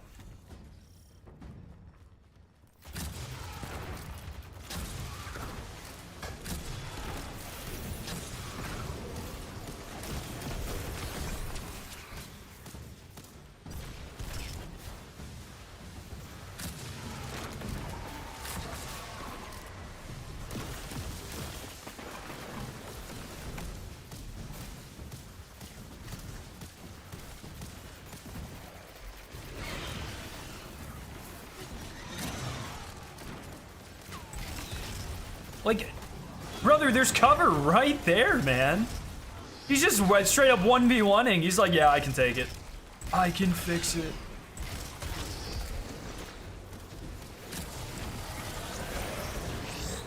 All right, where are you going, buddy?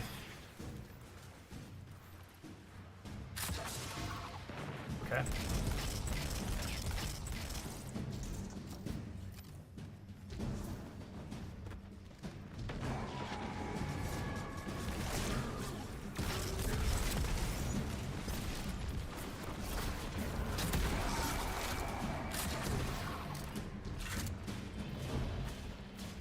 Nah, fuck no. I'm not farming that shit until they fix it.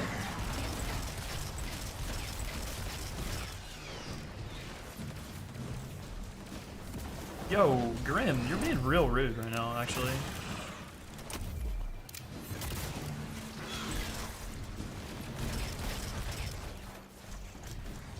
There's a lot of these guys, eh? How are you dead? Literally, like, can we not?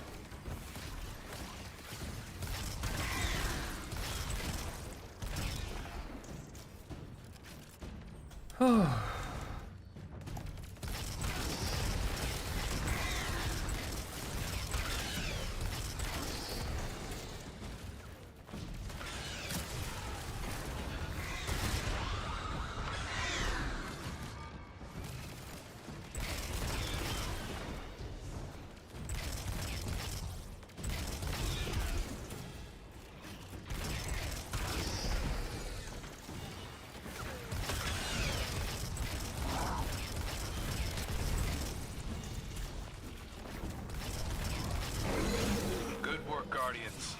Let's bring those Elixni home. Cool. Yeah, I'm gonna be playing a ton more Black Ops 6.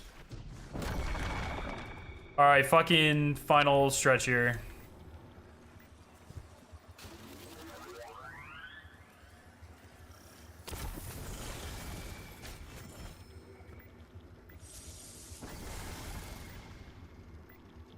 Not enough scraps, what the fuck?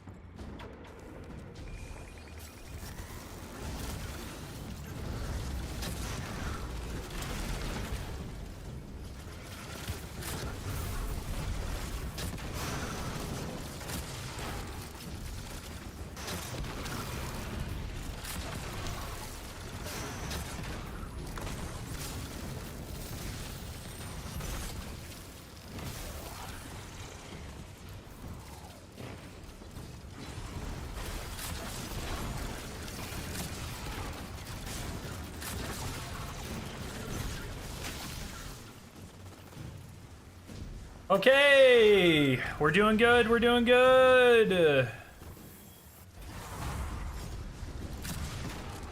Alright, if you're going for it, I'm gonna stay here, dude.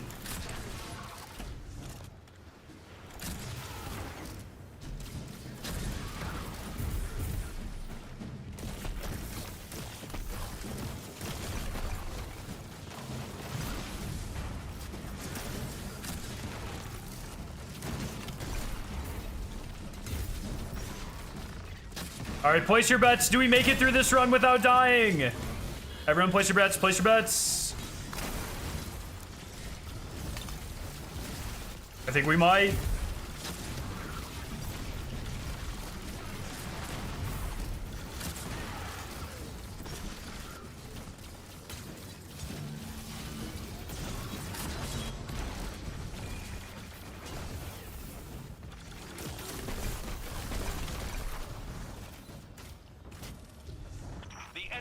making a push to the ADU. High value targets inbound.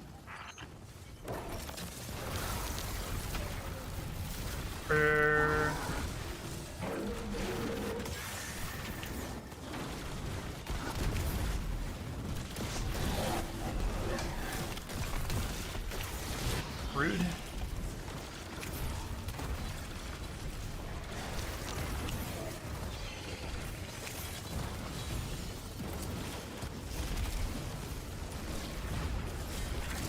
Why'd they jump? Just walk around it. Okay.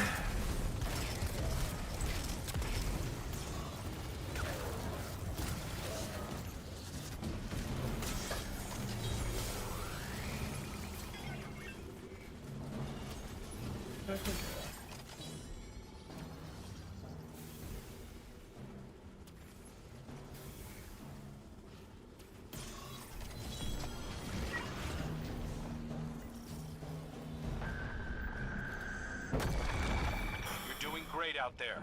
Just hold on a little longer. I'm scared. I'm so scared right now.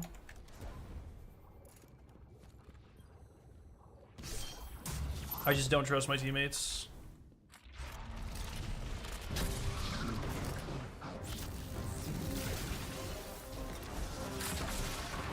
Like, look at these fuckers, man.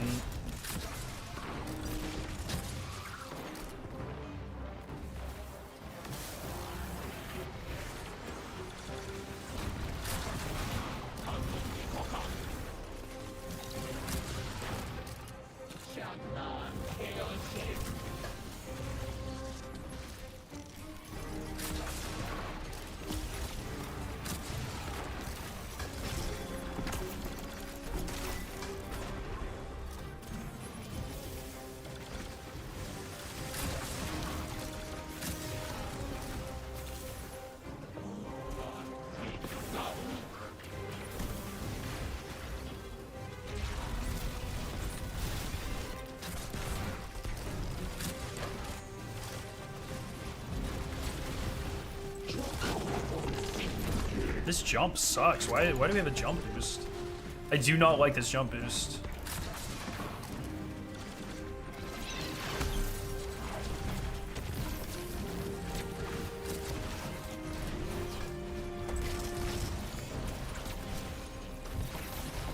Wait, what the fuck? Why do we have an ability boost? What is this?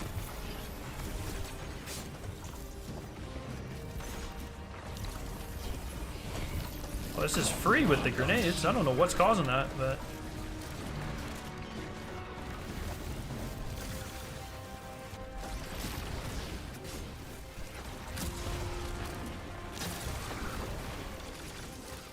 Oh, the beams of light do that? Oh, that's so nice. Oh my god, that's so free.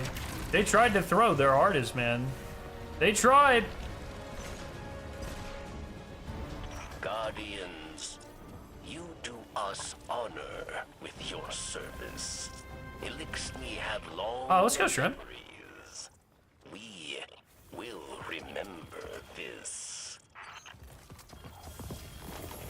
Yo, Wild, thank you so much for the super chat, my friend. Give me one moment. Let me collect this and get the fuck out of here. The fuck was that? Let me make sure it counted. Okay, it did.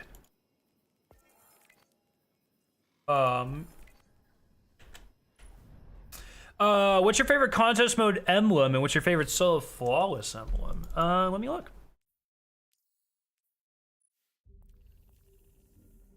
Let me look.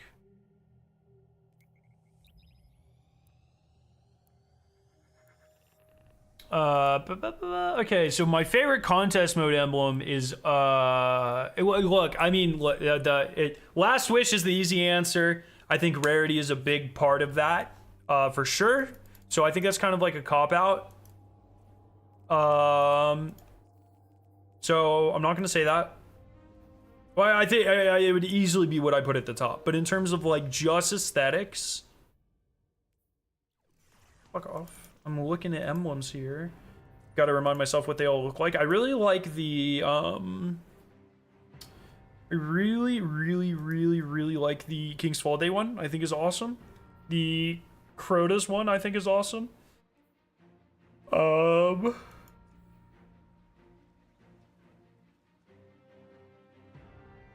am I thinking? Maybe Crown? I don't have that one.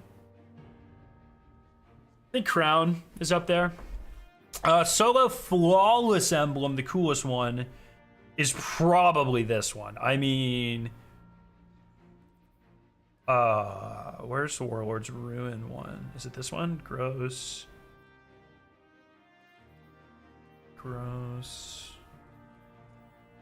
Yeah, I mean, it's gotta be this one. By like a... Oh, well, the Shattered Throne one, technically not Solo Flawless, but Solo is awesome. But, I mean, Vespertine is insane. This one's really cool.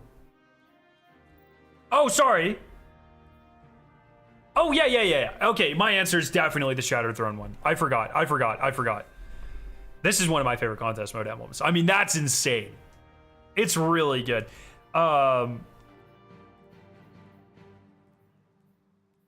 This one's really grown on me. I didn't like this one at first, but it has really grown on me. So, yeah. Alrighty, everyone. That's what I'm going to call it. Oh, well, let me go make some potions. Brother. And then that's what I'm going to call it for tonight. I'm one fucking Onslaught per stream, please. I need to unlock all of these. I haven't yet. I'm close. Let me pull up the diagram here.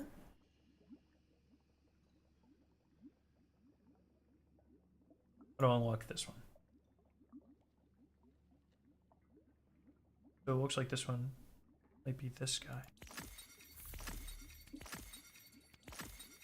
Nice. Okay, now this one is also that guy. Oh, this guy's all the rest of them.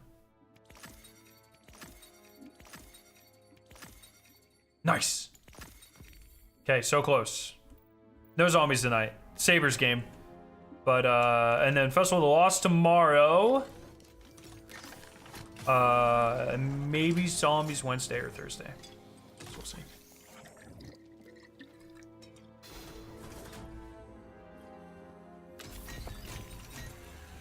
There we go. Very close. I am getting there. Here, before I go, I'm gonna tweet.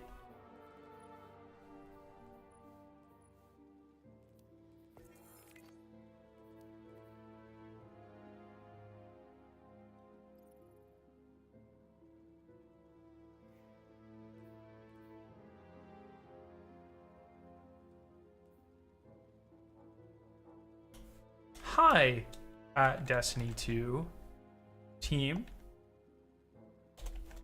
I hope you're doing well. Smiley face. I would just like to ask on behalf of the entire Triumph community that this Triumph be looked at a little bit. You gotta be nice. It currently requires 50 completions of a full 50 round Onslaught. Something that will likely take over 60 hours. It's a tad much.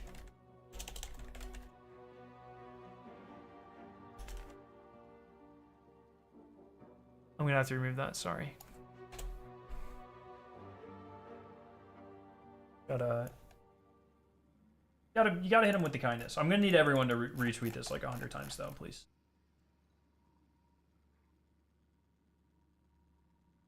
You look at that. Damn. It currently requires 50 people to have a full 50 round Onslaught, something that will likely take over 60 to 65 hours. Just over 60. Damn. Bam. Please retweet this, my friends. All right, everyone. Have a great night. Love your faces. I'll see you very soon. Soon as in tomorrow for some spooky season. Good night. Peace.